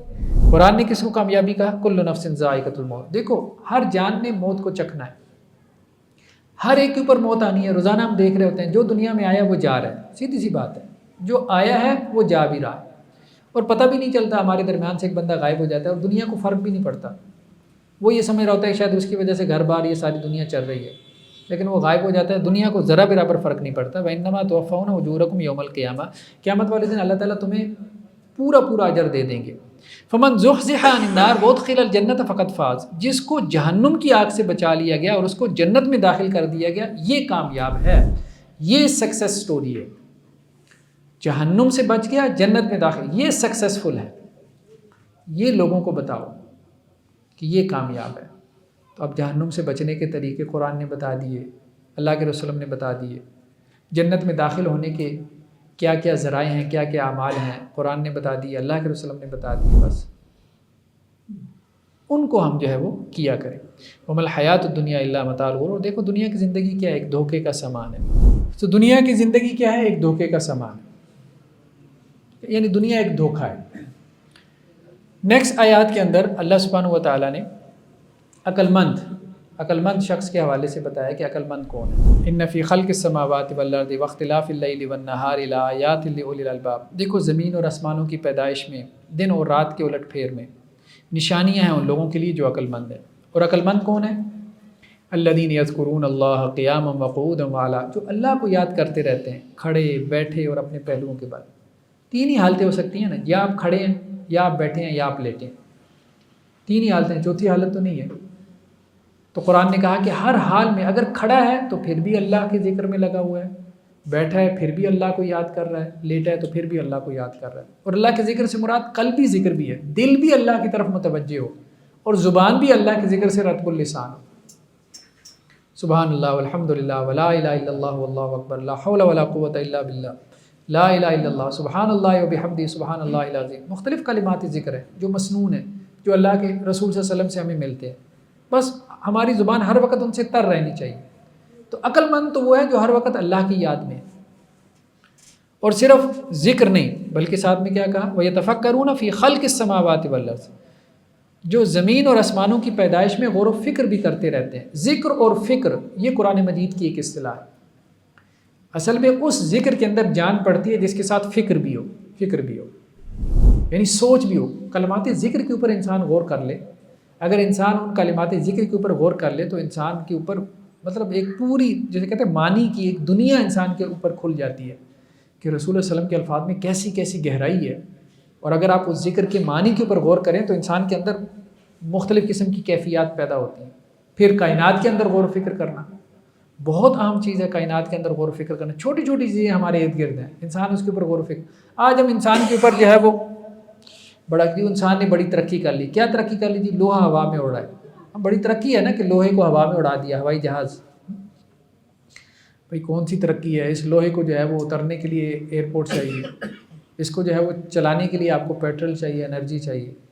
اللہ تعالیٰ نے ایک چھوٹا سا ہوائی جہاز بنایا مکھی کی صورت میں، نہ اسے لینڈ کرنے کے لیے ایئرپورٹ کی ضرورت ہے، نہ اسے چلنے کے لیے کسی پیٹرول کی ضرورت ہے۔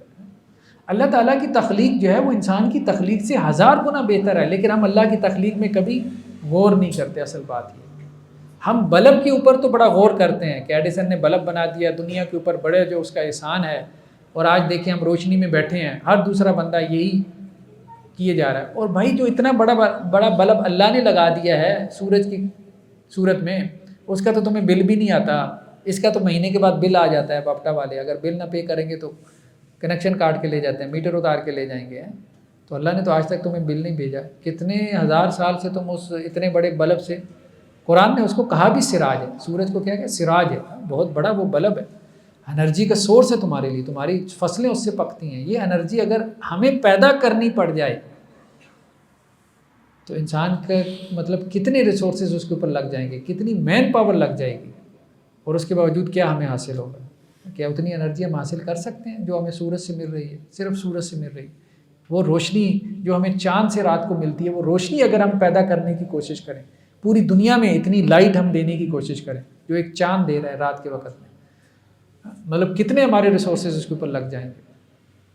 تو ہم کبھی سوچتے نہیں اللہ کی کریشن کے اوپر، بس ہم اسی میں لگے ہیں، انسان نے یہ بنا دیا جی، انسان نے یہ بنا دیا، انسان وہاں پہنچ گیا، انسان نے یہ کر دیا، انسان نے جو کچھ بھی کر دیا۔ پہلی بات تو یہ ہے کہ وہ خود اللہ کی مخلوق ہے، اس کے بعد جو دیا وہ دماغ ہے وہ اللہ کا دیا وہ دماغ ہے، لیکن ابھی بھی جو اللہ نے پیدا کی ہے، اللہ نے پیدا کیا، اس کا کوئی مقابل ہے ہی نہیں، کوئی کمپیریزن ہے ہی نہیں اس کا۔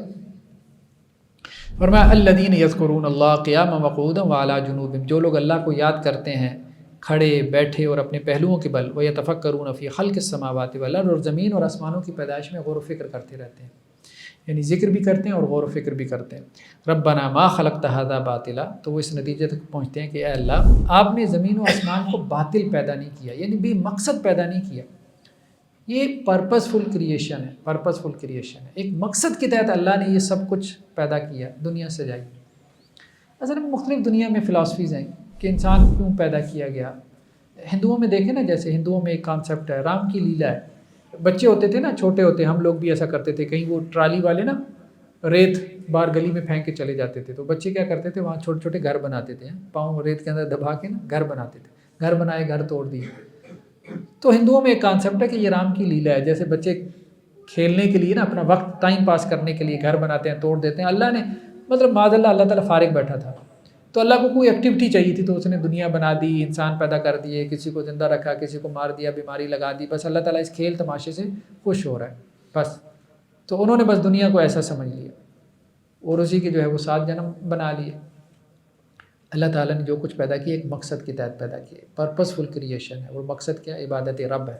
یہ دنیا اللہ نے آزمائش کے پرنسپل کے اوپر کھڑی کی ہے، کچھ دنوں کے لیے ہم یہاں پر آئے ہیں اور پھر ہمیں اللہ کے پاس واپس جانا ہے، اور اللہ نے ہم سے پوچھنا ہے کہ دنیا میں کیا کر کے آئے، اور اس کی بنیاد پہ پھر فیصلہ ہونا ہے، رزلٹ ڈے ہوگا، جیسے قیامت کا دن کہا گیا، اناؤنس ہوگا، ٹاپرز کی پوزیشن اناؤنس ہوں گی، گریڈ اے بی سی ڈی، 4 گریڈ نہیں ہے وہاں پہ، ہماری یونیورسٹیز میں تو 4 ہیں، ٹھیک ہے، وہاں پہ 100 گریڈ ہیں، آپ صلی اللہ علیہ وسلم فرمایا جنت کے 100 گریڈ ہیں، کتنے؟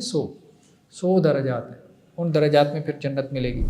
ربنا ما خلقت ھذا باطلا، ہمارے پروردگار آپ نے یہ سب کچھ باطل پیدا نہیں کیا، سبحانک فقنا عذاب النار۔ نیکسٹ جو ہے وہ سورہ نساء ہے، 4 پارے کے آخر میں، یعنی آخری ربو جسے کہتے ہیں، آخری پاؤ، اس سے سورہ نساء کا آغاز ہو رہا ہے۔ نساء عورتوں کو کہتے ہیں، چونکہ اس صورت میں عورتوں کے مسائل بیان ہوئی ہے، اس لیے اس کو سورہ نساء کہا جاتا ہے۔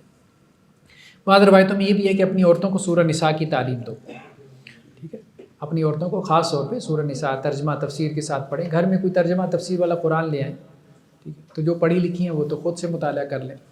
بہرحال ہم پوری سورہ نساء تو نہیں پڑھ رہے، ہم تو اس میں سے چند ایک آیات کو دیکھیں گے۔ تو شروع میں جو ہے وہ تذکرہ کیا گیا یتیم بچوں کے حوالے سے، کچھ ہدایات جو ہے وہ دی گئیں۔ غزوہ احد کے اندر جیسا کہ ہم جانتے ہیں کہ 70 کے قریب مسلمان شہید ہو گئے تھے۔ اب ظاہری بات ہے جب یہ مسلمان شہید ہو گئے تو بہت سی خواتین بیوہ ہو گئیں، بہت سے بچے جو ہے وہ یتیم ہو گئے، تو ایسے میں پھر یتیم بچیوں کے حوالے سے، یتیم بچوں کے حوالے سے قرآن مجید نے کچھ احکامات دیے۔ وَآتُوا الْيَتَامَى أَمْوَالَهُمْ وَلَا تَتَبَدَّلُوا الْخَبِيثَ بِالطَّيِّبِ، دیکھو یتیموں کو ان کے اموال دے دو، یعنی جو یتیم تمہاری سرپرستی میں ہیں، چھوٹے تھے، تم نے ان کے والدین جو مال چھوڑ کے گئے تھے اس مال میں سے تم نے ان کا کیا کیا؟ خرچ وغیرہ ان کی تربیت اور ان کی تعلیم کے اوپر کیا۔ اب جب کہ وہ بڑے ہو گئے ہیں، بالغ ہو گئے ہیں، تو ان کے مال ان کو واپس لوٹا دو، یعنی ان کو بتا دو کہ بھائی تمہارے ابا جان یہ چھوڑ کے گئے تھے تو اتنا تمہاری تعلیم اور تربیت پہ لگ گیا اور یہ بچ گیا، یہ اب آپ کا ہے، ٹھیک ہے۔ وَلَا تَتَبَدَّلُوا الْخَبِيثَ بِالطَّيِّبِ، اور دیکھو پاکیزہ مال کو ناقص مال سے بدلنا مت، یعنی ایک تو یہ کام ہے نا کہ یتیم کا مال کھا جانا، اور بعض اوقات یہ ہو سکتا ہے کہ ایک بندہ یتیم کا مال نہ کھائے لیکن اس کا بہترین مال خود رکھ لے اور اس کی جگہ پہ اتنا ہی اپنا ردی مال اس کو دے دے۔ جیسے کھجوروں کے باغات ہوتے تھے، اس سے کھجور پیدا ہوتی تھی، تو بہترین کھجور خود رکھ لے، ملے جلے باغات تھے، اور جو ردی کھجور تھی وہ اس کے حصے میں ڈال دے، اس سے بھی منع کیا۔ مطلب کوئی زرعی زمین چھوڑ گئے تو اس میں بہترین پیداوار اپنے لیے رکھ لے، ٹھیک ہے، جیسے ہوتا تھا نا یتیم۔ آج بھی اب آپ دیکھ لیں کوئی شخص فوت ہو جاتا ہے تو اب اس کے چچا تایا ماموں بعض اوقات کیا کرتے ہیں، وہ بچے تو یتیم ہو جاتے ہیں، تو اس کی بیوی بیوہ ہو جاتی ہے تو اس کی جائیداد کے اوپر قبضہ کر لیتے ہیں. کوئی مکان ہے اس کے اوپر قبضہ کر لیا, وہ نہیں دیتے, یتیم بچوں کا مال ہڑپ کر جاتے ہیں. تو قرآن نے کہا ہے کہ جو یتیم بچوں کا مال ہڑپ کرتا ہے تو وہ ایسی ہے جیسے وہ آگ میں انگارے بھر رہا ہو, اپنے آگ میں انگارے بھر رہا ہو. انما یاکلون فی بطونہم نارا, اپنے پیٹوں میں وہ آگ بھر رہے ہیں, وہ روٹی کے لقمے نہیں ہیں, وہ یتیم کا مال نہیں کھا رہے, جہنم کی آگ. اتنی سخت وعید جو ہے وہ قرآن کے اندر ہے. اور دوسری طرف جو ہے اللہ کے رسول صلی اللہ علیہ وسلم نے یہ بھی کہا ہے کہ یتیم کی کفالت کرنا یہ بہت بڑی نیکی ہے. یہاں تک کہ آپ صلی اللہ علیہ وسلم نے فرمایا کہ قیامت والے دن یتیم کی کفالت کرنے والا اور میں جنت میں ایسے ہوں گے کہ جیسے یہ 2 انگلیاں, یعنی کسی ایک یتیم کی تم کفالت کر لو, سرپرستی کر لو, تو جنت میں اتنے میرے قریب ہوگے, اتنے قریب ہوگے. تو بہرحال یہاں یتیم کی کفالت کرنا بہت بڑی نیکی ہے, وہاں اس کا مال کھا جانا یہ بہت بڑا گناہ ہے. تو اس لیے غزوہ احد میں جو لوگ شہید ہو گئے تھے تو ان کے بچوں کی کفالت جب ان کے رشتہ داروں نے کی تو رشتہ داروں کو کچھ انسٹرکشنز دی گئیں کہ یہ یتیم بچے ہیں, ان کے مال کے حوالے سے تم نے سینسٹیو رہنا ہے, حساس رہنا ہے, ان کا مال انہی کے اوپر خرچ ہونا چاہیے. اور دوسری بات یہ کہ جو بچ جائے وہ ان کے بالغ ہونے کے بعد ان کے حوالے کرو اور انہیں کہو کہ بس اب اپنا لائف کیریئر جو ہے وہ سٹارٹ کریں. اور تیسری بات یہ ہے کہ ایک تو یہ ہے کہ مال کھانا نہیں, دوسری بات یہ ہے کہ یہ بھی نہیں کرنا کہ ان کا اچھا مال لے لو اور اپنا ردی مال ان کو مطلب وہ ایک نمبر پورا کرنے کے لیے ان کے حوالے کر دو, یہ نہیں کرنا. انہ کان حوبا کبیرہ, یہ بہت بڑا گناہ ہے. نیکسٹ آیات میں یہ بات کہی گئی کہ وہاں ایک پریکٹس یہ بھی ہو رہی تھی کہ کچھ لوگ جن کی سرپرستی میں کچھ یتیم بچیاں آ گئی تھیں تو اب وہ محرم تو تھی نہیں تو وہ ان سے شادی کرنا چاہتے تھے. تو اس میں بھی کوئی حرج نہیں تھی, اگر وہ ان کی محرم نہیں تھی تو وہ اس سے شادی کر سکتا تھا.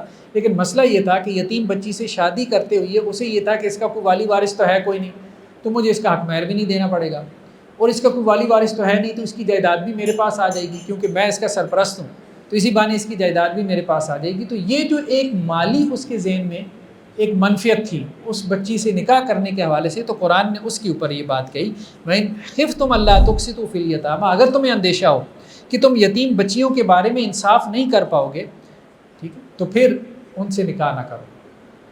یعنی اگر انصاف نہیں کر پاؤ گے تو پھر یتیم بچیوں سے نکاح نہ کرو, کیونکہ دیکھیں جو تو خاندانی عورت گھر میں لے کے آئیں گے نا, تو ظاہری بات ہے جس کے کوئی پیچھے والی اور جس کے ورثاء اور جس کے اولیاء ہوں گے تو وہ تو حق مہر بھی آپ کو دینا پڑے گا, اس کے حقوق بھی پورے کرنے پڑیں گے. ظاہری بات ہے جس عورت کے پیچھے جو ہے وہ بھائی ہوتے ہیں, اس کے والدین ہوتے ہیں, حیات ہوتے ہیں, پورا خاندان اور فیملی اس کے پیچھے کھڑی ہوتی ہے, تو مرد کو دبنا پڑتا ہے بہت سارے معاملات میں, ٹھیک ہے, تو وہ اپنی فیملی کو انوالو کر کے جو ہے وہ اپنے حقوق وصول کر لیتی ہے. لیکن ایک یتیم بچی ظاہری بات ہے اس کے پیچھے ساتھ کھڑا ہونے والا کوئی ہے کوئی نہیں, تو ایسے میں بہت گمان ہوتا تھا کہ وہ مرد کیا کرے گا, اس کے رائٹس اس کے حقوق پورے نہیں کرے گا, ادا نہیں کرے گا. تو اس لیے کہا گیا کہ پھر اس طرف نہ جاؤ, پھر اس طرف نہ جاؤ. ہاں تم نے ضرور یتیم بچیوں سے شادی کرنی ہے, دنیا میں اور عورتیں بہت سی ہیں, تو ان عورتوں سے شادی کرو جو خاندانی عورتیں ہیں, جن کو دبانا تمہارے لیے مشکل ہو, کم از کم ان کے پیچھے ان کے خاندان کی جو ہے وہ بیک ہوگی. فَانْكِحُوا مَا طَابَ لَكُم مِّن النِّسَاءِ, تو تم نکاح کر لو ان عورتوں سے جو تم کو پسند ہوں. مثنیٰ وثلاث ورباع, 2, 3 اور 4.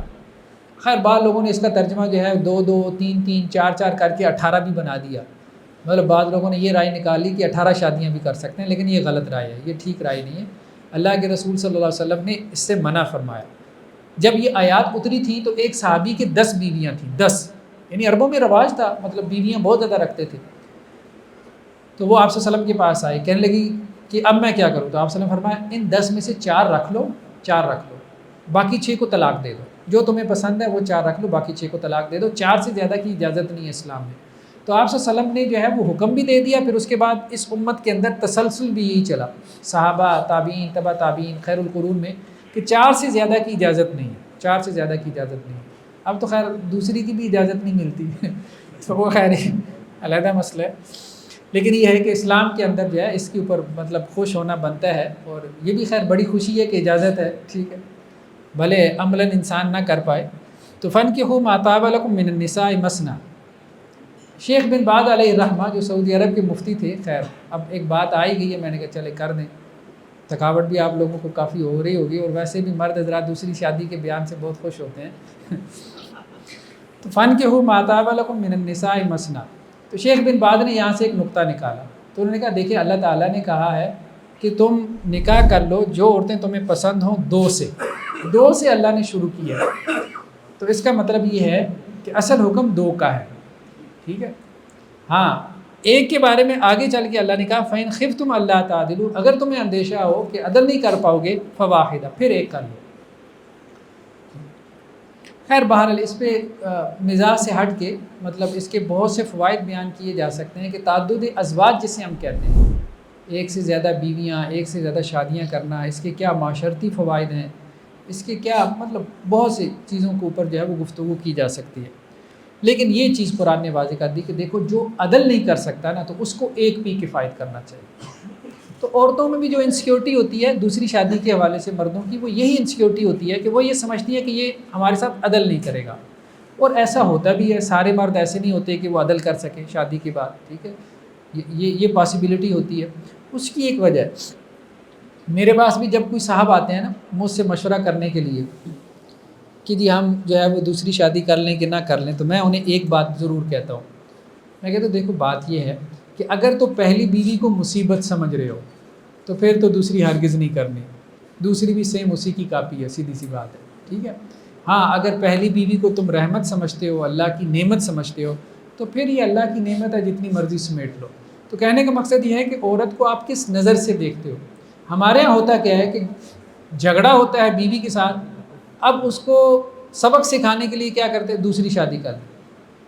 اب وہ پہلی بیوی بھی سمجھدار ہوتی ہے، وہ جھگڑا ختم کر لیتی ہے، جب وہ جھگڑا ختم کر لیتی ہے وہ کہتی ہے دوسری کو طلاق دو، اب دوسری کو۔ اب میرے پاس ایسے کیسز بہت آتے ہیں، بیوی کے ساتھ جھگڑا ہوا، دوسری شادی کر لی، اب پہلی بیوی کے ساتھ صلح ہو گئی، اب وہ پہلی کہتی ہے دوسری کو طلاق دو، اب پہلی تو خاندانی ہے، ٹھیک ہے، اور دوسری اس نے جو ہے وہ اپنے اسٹیٹس سے کم تر میں کی ہے، تو اب وہ کیا کرتا ہے دوسری کو ڈائیورس کر دیتا ہے۔ اب وہ دوسری کہتی ہے میرا کیا قصور ہے، مہینے بعد مجھے ڈائیورس کر رہا ہے، اور ایسا مرد کرتے ہیں، یہ ظلم ہے، یہ زیادتی ہے۔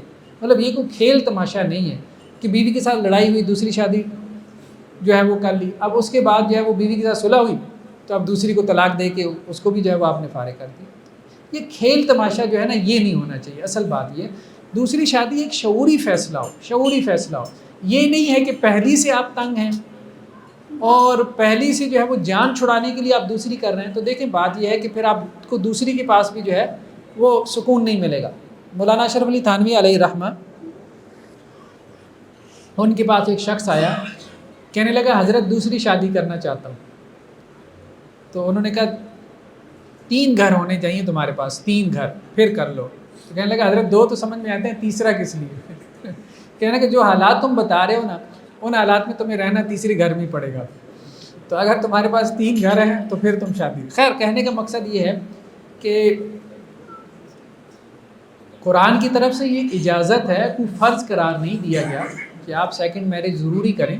تو ہر انسان نے اپنے حالات دیکھنے ہیں، اگر اس کے حالات گنجائش دیتے ہیں تو ٹھیک ہے، اس میں کوئی حرج والی بات نہیں ہے، ٹھیک ہے۔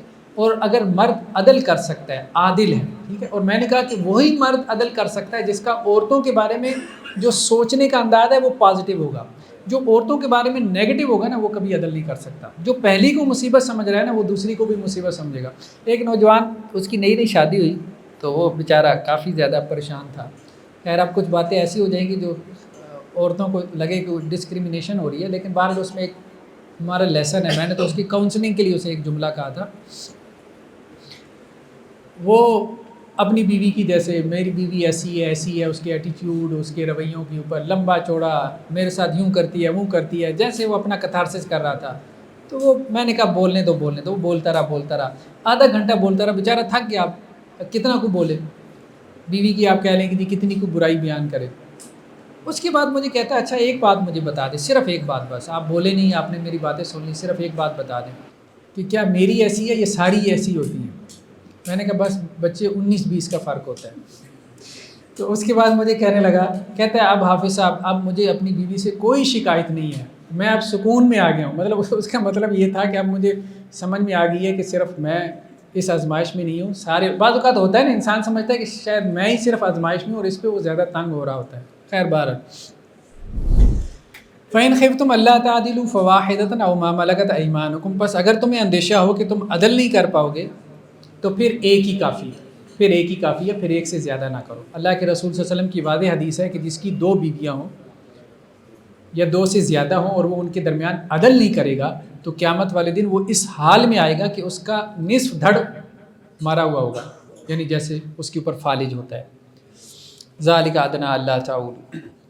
نیکسٹ آیات میں وراثت کا حکم بیان ہوا، للرجال نصیب مما ترک الوالدان والاقربون۔ دیکھو مردوں کا بھی وراثت میں حصہ ہے، وللنساء نصیب مما ترک الوالدان والاقربون، عورتوں کا بھی وراثت میں حصہ ہے۔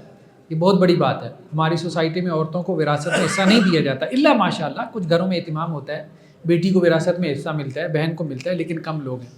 زیادہ تر گھرانوں میں یہ رواج نہیں ہے، اور یہ ہندوؤں سے آیا ہے۔ ٹھیک ہے، مرد کا حصہ جو ہے وہ 2 گنا ہے، عورت کا حصہ جو ہے وہ مرد سے نصف ہے، آدھا ہے، لیکن ملنا چاہیے۔ بیوی کا بھی حصہ ہے، بہن کا بھی حصہ ہے، بیٹی کا بھی حصہ ہے، ماں کا بھی حصہ ہے۔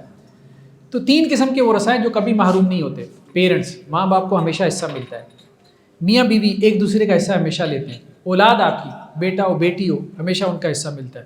تو قرآن میں یہاں ایک مکمل رکوع ہے جس میں ہر ایک کے حصے بیان کر دیے گئے، بیٹی کا کیا ہے، بہن کا کتنا ہے، یہ قرآن میں بیان کر دیے گئے۔ ٹھیک ہے، 2 بیٹیاں ہوں تو ان کا کتنا حصہ ہے، 1 بیٹی ہو تو اس کا کتنا حصہ ہے، جب بیٹیاں اور بیٹے ہوں تو ان کا کتنا حصہ ہے، پیرنٹس کا کتنا حصہ ہے، ماں کا کتنا حصہ ہے، باپ کا کتنا حصہ ہے، شوہر کا کتنا حصہ ہے، بیوی کا کتنا حصہ ہے، سب قرآن نے تفصیل سے بیان کر دیا۔ تو قرآن نے آخر میں کہا ہے کہ یہ اللہ نے حصے مقرر کر دیے، یہ تمہیں دینے ہیں، اور ساتھ میں جہنم کی وعید بھی سنا دی کہ جو اللہ تعالیٰ کے مقرر کردہ حصوں کے مطابق وراثت تقسیم نہیں کرے گا تو وہ جہنم میں جائے گا۔ یہ بہت بڑی بات ہے، بہت بڑی بات ہے۔ تو ہمارے ہاں عام طور پہ اس معاملے میں سستی ہوتی ہے۔ دیکھیں کچھ لوگ کہتے ہیں کہ جی ہماری بہنوں نے معاف کر دیا، یہ معاملہ اس طرح سے نہیں۔ ایک دفعہ آپ اس کے ہاتھ میں پکڑائیں، کیونکہ جس طرح کا کلچر بن گیا نا اس میں یہ ضروری ہو گیا، ایک دفعہ اس کے ہاتھ میں اس کا حصہ پکڑائیں، اس کے نام کریں، اس کے بعد اگر وہ چاہے آپ کو واپس کر دے تو وہ ایک علیحدہ بات ہے، ایک دفعہ اس کو مالک بنائیں۔ یہ کوئی بات نہیں ہے، اس کو بھی پتہ ہوتا ہے کہ بھائی ملنا تو ہے کوئی نہیں، اب اگر مانگ لیا میں نے تو بھائی سے بگاڑنے والی بات ہے، تو رشتہ داری تو نہ بگاڑیں، ملنا تو ویسی کوئی نہیں، یہ طریقہ کار ٹھیک نہیں ہے۔ ہمارے یہاں کیا کرتے ہیں، جہیز کے نام پہ اس کو کچھ نہ کچھ دے دیتے ہیں، جہیز کے نام پہ۔ دیکھیں جہیز آپ بے شک نہ دیں، جہیز تو کوئی اسلامی رسم نہیں ہے نا، اسلام کا حکم نہیں ہے، اصل تو یہ کہ وراثت میں اس کا حق ہے، تو وراثت میں اس کو دیں۔ اب بیٹوں کو یہ بھی ہوتا ہے کہ وہ بیٹی جو ہے اس کو اپنی جہیز بھی دیا ہے اور میں نے اپنی شادی کا خرچہ سارا اٹھایا اور آپ اس کو وراثت میں بھی حصہ دے رہے ہیں، نہیں، پھر یہ بیٹے کے ساتھ زیادتی ہے کہ آپ بیٹی کو وراثت میں بھی حصہ دیں اور آپ اس کو جہیز کے نام پہ بھی بہت کچھ دے دیں اور بیٹے کو نہ دیں، یہ پھر بیٹے کے ساتھ زیادتی ہے۔ پھر دونوں کی شادی کا آپ خرچ اٹھائیں یا تو پھر، اور دونوں کی جو ہے وہ وراثت بھی ان میں تقسیم کریں۔ تو یہ وراثت جو ہے یہ اللہ تعالیٰ کا حکم ہے، اس کا ہم نے لحاظ کرنا ہے، اور جب بھی کوئی اس قسم کے مسائل ہو تو کسی عالم کی طرف رجوع کیا جا سکتا ہے۔ تو قرآن نے آخر میں کیا کہا، تلک حدود اللہ، یہ جو اللہ نے حصے مقرر کی یہ اللہ کی حدیں ہیں۔ ومن یطع اللہ ورسولہ، جو اللہ اور اس کے رسول کی اطاعت کرے گا، یعنی ان حصوں کے مطابق حصے تقسیم کرے گا تو اللہ تعالیٰ اس کو جنت میں داخل کریں گے۔ ومن یعص اللہ ورسولہ، اور جو اللہ اور اس کے رسول کی نافرمانی کرے گا اور اس کی حدود سے تجاوز کرے گا، یعنی ان حصوں کے مطابق حصے تقسیم نہیں کرے گا، تو اللہ تعالیٰ اس کو آگ میں داخل کرے گا جس میں وہ ہمیشہ ہمیشہ رہے گا، اور اس کے لیے جو ہے وہ رسوا کرنے والا عذاب ہے۔ نیکسٹ آیات میں اللہ سبحانہ و تعالیٰ نے توبہ کے احکامات کو بیان فرمایا کہ انما التوبۃ علی اللہ الذین یعملون السوء بجہالہ۔ کن کی توبہ اللہ تعالیٰ قبول کرتے ہیں؟ توبہ اللہ تعالیٰ ان کی قبول کرتے ہیں جو جہالت میں، نادانی میں، ایموشنل ہو کے، جذبات میں آ کے کوئی گناہ کر بیٹھتے ہیں، توبہ کرتے ہیں، ندامت کا اظہار کرتے ہیں، اللہ تعالیٰ ان کی توبہ قبول کر لیتے ہیں۔ ثم یتوبون من قریب، پھر جلدی توبہ کر لیتے ہیں، جو گناہ کے فوراً بعد توبہ کر لیتا ہے، ٹھیک ہے، تو اس کو اللہ تعالیٰ معاف کر دیتے ہیں۔ یہ توبہ تو ٹھیک ہے، یہ تو چلتی ہے، اللہ کے یہاں ایکسیپٹیڈ ہے۔ ایک توبہ وہ ہے جس کو اللہ تعالیٰ قبول نہیں کرتے، یہ بہت اہم چیز ہے، قرآن نے اس کی بات کہی ہے۔ وَلَيْسَتِ التَّوْبَةُ لِلَّذِينَ يَعْمَلُونَ السَّيِّئَاتِ، ہاں ان لوگوں کی توبہ اللہ کے ہاں کوئی وقت نہیں رکھتی جو گناہ کرتا رہتا ہے، کرتا رہتا ہے، کرتا رہتا ہے، حتیٰ اذا حضر احدهم الموت، یہاں تک کہ اب موت آ جاتی ہے، موت کو سامنے دیکھ لیا، قال انی تبت الآن، اب کہتا ہے میں نے اب توبہ کی۔ وَلَلَّذِينَ يَمُوتُونَ وَهُمْ كُفَّارٌ، اور نہ وہ لوگ جو کفر کی حالت میں مر جائیں گے نہ ان کی توبہ قبول ہوگی۔ مرتے دم کی توبہ قبول نہیں ہوتی۔ جب فرشتے دیکھ لیے نا اس وقت کی توبہ تو اللہ نے فرعون کی بھی نہیں قبول کی، فرعون بھی اس وقت توبہ کر بیٹھا تھا، جب اس نے دیکھا تھا سمندر کے اندر غرق ہو رہا ہے، عذاب الہی کو دیکھ لیا تھا، تو اس وقت اس نے کہا تھا میں موسیٰ کے رب پہ ایمان لے کے آیا۔ تو قرآن نے کہا الان، اب نہیں بھائی، اب ٹائم ختم ہو گیا، اب ٹائم ختم ہو گیا۔ یہ ایسی ہے نا کہ جیسے کمرہ امتحان میں آپ بیٹھے ہیں ایگزامینیشن ہال میں، 3 گھنٹے تو آپ نے ادھر ادھر سوچتے سوچتے گزار دیے، ادھر ادھر دیکھتے دیکھتے، اب جب ٹائم ختم ہو گیا وہ جو انویجیلیٹر تھا وہ آپ سے پیپر لینے کے لیے آ گیا، اب آپ نے کہا نہیں مجھے اب کچھ یاد آ گیا لکھنے دو، تو آپ کو لکھنے دے گا؟ نہیں لکھنے دے گا، 1 منٹ کی مہلت بھی نہیں دے گا، پیپر آپ سے چھین لے گا، کھینچ لے گا۔ اللہ نے ہم سب کو ٹائم کی مہلت دی ہوئی ہے، وقت کی مہلت دی ہوئی ہے، اس مہلت کے اندر کچھ کر لیا تو کر لیا، اس کے بعد کچھ بھی نہیں، کوئی مہلت نہیں ملے گی، اس وقت کوئی توبہ قبول نہیں ہوگی، یعنی جب تک صحت ہے، عافیت ہے، اس وقت توبہ کر لو، اللہ تعالیٰ توبہ قبول کریں گے، مرتے دم کی توبہ اللہ تعالیٰ کو اس کو قبول نہیں کریں گے۔ آخری جو آیات ہیں اس میں وہ بیویوں سے حسن سلوک کے بارے میں، قرآن مجید میں بیویوں سے حسن سلوک کا حکم دیا گیا، وعاشروہن بالمعروف، دیکھو بیویوں کے ساتھ اچھے سے رہو، بھلے طریقے سے رہو، فَإِن كَرِهْتُمُوهُنَّ، اگر تمہیں ان کی کوئی عادت ناپسند ہو، بعض اوقات ہوتا ہے آپ کی بیوی میں کوئی ایسی عادت ہے جو آپ کو پسند نہیں ہے، فَعَسَىٰ أَن تَكْرَهُوا شَيْئًا، ہو سکتا ہے تمہیں کوئی چیز ناپسند ہو، وَيَجْعَلِ اللَّهُ فِيهِ خَيْرًا كَثِيرًا، اللہ نے اس میں اور بہت سا خیر رکھا ہو۔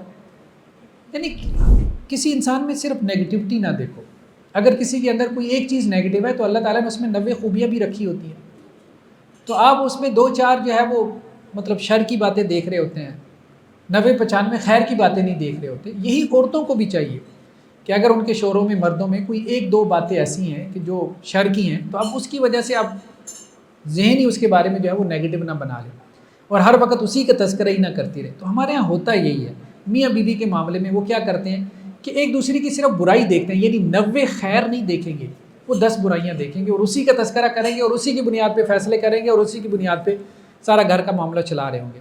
انسانوں میں اللہ نے بہت خیر رکھا ہے، مردوں میں بھی عورتوں میں بھی، تو مردوں کو بھی چاہیے پازیٹیو چیزیں دیکھیں، آپ پازیٹیو چیزیں دیکھیں گے تو آپ کا دوسرے کے بارے میں نقطہ نظر پازیٹیو رہے گا۔ تو مردوں کو اللہ تعالیٰ نے گھر کا بڑا بنایا، تو اس لیے ان کو کہا گیا کہ مثبت دیکھو، مثبت دیکھا کرو، ٹھیک ہے؟ تو انسان مثبت دیکھ سکتا ہے، بہت ساری چیزیں جو اس کو نیگیٹو نظر آ رہی ہوتی ہیں، جن کے اوپر وہ کوڑا ہوتا ہے، ٹھیک ہے، ان کی بھی کوئی نہ کوئی مثبت توجیہ کر سکتا ہے، اس کو جسٹیفائی کر سکتا ہے، ٹھیک ہے؟ چاہے تو اس کو نیگیٹو رخ، ایک ہی بات ہوتی ہے، آپ چاہیں تو اس کو نیگیٹو رخ پہ لے جائیں، چاہیں تو آپ اس کو پازیٹیو رخ کے اوپر لے جائیں، تو بس اپنا ذہن جو ہے وہ پازیٹیو رکھیں، اس سے کیا ہوگا، گھر کے ماحول میں آپ بھی پازیٹیو رہیں گے، گھر کے ماحول میں بھی جو ہے وہ خیر رہے گا۔ اور دوسری بات یہ ہے کہ کسی بندے کو بھی اللہ تعالیٰ نے جو ہے وہ بالکل شر نہیں بنایا۔ اب مطلب جیسے ہمارے ہاں بھی وہ بڑے بڑے بل بورڈز لگنا شروع ہو گئے نا، سارا دن گھر میں کرتی کیا ہو، اب عورتوں کو بھی یہ شکایت ہوتی ہے کہ مردوں کے بس ایک ہی جملہ ہے کہ سارا دن گھر میں کرتی کیا ہو۔ دیکھیں بات یہ ہے کہ ایک آدھ کام اس نے نہیں کیا، بہت سارے کام وہ ایسے کرتی ہوگی جن کی طرف آپ کی توجہ نہیں جا رہی۔ اب چلیں آپ کا کوئی کام نہیں کیا، آپ کے بچوں کا دھیان کر لیتی ہے، آپ کے بچوں کی تعلیم اور تربیت کے اوپر جو ہے وہ اس کو فوکس کر لیتی ہے، ٹھیک ہے، اگر وہ یہ کام نہ کر رہی ہوتی تو آپ کو کرنا پڑتا۔ تو بہت سارے کام بیوی بھی کر رہی ہوتی ہے، بہت سارے کام مرد بھی کر رہا ہوتا ہے، لیکن جھگڑے میں وہ ایک دوسرے کو یہ جملہ ضرور کہتے ہیں کہ تم نے میرے لیے کیا کیا، تم نے میرے لیے کیا کیا۔ تو بس قرآن یہ کہتا ہے کہ پازیٹیو رہو، پازیٹیو رہو، مثبت رہو، اس سے کیا ہوگا، اس سے یہ ہوگا کہ تمہاری فیملی لائف جو ہے وہ اچھی گزر جائے گی۔ تو یہ والا معاملہ نہ کرو کہ ہمیشہ نیگیٹو چیزیں دیکھو، اللہ نے بہت خیر رکھا ہے، پازیٹیو چیزیں بھی دیکھا کرو۔ اللہ سے دعا ہے کہ اللہ تعالیٰ ہمیں عمل کی توفیق نصیب فرمائے۔ اب ہم 8 رکعت اکٹھی پڑھیں گے، ٹھیک ہے؟ اچھا یہ بسکٹ تو رہ گئے، بس 2-4 سوال کر لیتے ہیں۔ جی کون بتائے گا جی آج کیا سیکھے؟ جی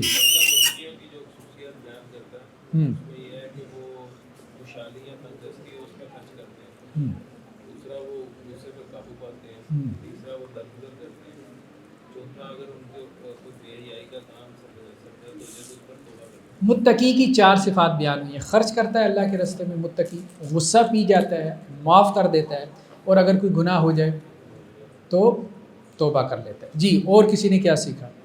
جی ہاں اپنی پسندیدہ چیز کو اللہ کے راستے میں ضرور صدقہ کرنا چاہیے، کوئی نہ کوئی زندگی میں ایک آدھ مرتبہ کوئی چیز جو آپ کو پسند ہو اللہ کے راستے میں دے دیں۔ جب غصے کی شدت زیادہ ہو تو اس بات سے بھی تحمل کر کے اندیشہ، اس بات کا بھی اندیشہ ہو سکتا ہے کہ دونوں لوگوں میں مس انڈرسٹینڈنگ ہوئی ہو، جس کی وجہ سے دونوں میں غصہ پیدا ہو سکتا ہے۔ سورج اور چاند بہت بڑی اللہ کی نشانی ہے، ہم نے اس کے اوپر کبھی غور نہیں کیا، جو دنیا کے چھوٹے چھوٹے بلب بنے ہیں اس کے اوپر دن رات تذکرے کرتے ہیں۔ اللہ کی نشانیوں پہ ہم غور نہیں کرتے، اگر ہم غور کریں گے تو اللہ کی جو نشانی ہے، اللہ کی جو نعمتیں بہت بڑی ہیں، دل سے شکر ادا ہوگا۔ جی ایک لیڈر کو نرم کیوں ہونا چاہیے، لوگوں میں گھل مل جائے اور ایک لیڈر کو نرم خو ہونا چاہیے، ماشاءاللہ لوگوں میں گھل مل کے رہنا چاہیے، مشاورت کرنی چاہیے اپنی ٹیم کے ساتھ، بہت اچھی بات ہے، سب کو لے کے چلنا چاہیے اپنے ساتھ۔ جب غلطی سے کوئی گناہ ہو جائے وہ جائے تو صرف توبہ کرے۔ ہاں، جب کوئی گناہ ہو جائے تو فوراً توبہ کر لے، ٹھیک ہے، اور یہ توبہ اللہ تعالیٰ قبول کرتے ہیں، لازماً قبول کرتے ہیں، یہ بات ہے جی۔ اللہ تعالیٰ نے بہترین امت کہا ہے کیونکہ ہم اچھائی کا حکم دیتے ہیں۔ ہاں، اللہ نے بہترین امت ہمیں اس لیے کہا ہے کہ ہم امر بالمعروف نہی عن المنکر کا کام کریں گے، تبھی بہترین امت قرار پائیں گے، اس کے بغیر نہیں، اور یہ ہمارے کرنے کا کام ہے جی۔ نیکسٹ جی، اور بھی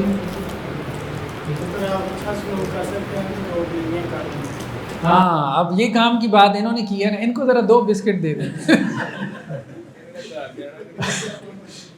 انہوں نے کہا ہے کہ جی اگر آپ عدل کر سکتے ہیں کہ 2 شادیاں آپ کو کرنی چاہیے، اگر آپ عدل کر سکتے ہیں، دوسری شادی کو رواج۔ تو یہ جرت کوئی مرد کرتے ہیں نا، چلو کم از کم نہ کریں لیکن کہنے کی جرت یہ تو کوئی مرد کرتے ہیں نا، تو اس زمانے میں اتنی جرت بھی کر لینا بڑی بات ہے۔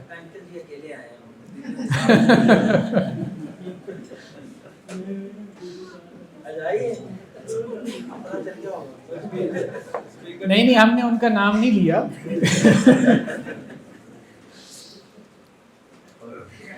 چلیں جی، آج کے لیے اتنا کافی ہے جی۔ سبحانک اللہم و بحمدک،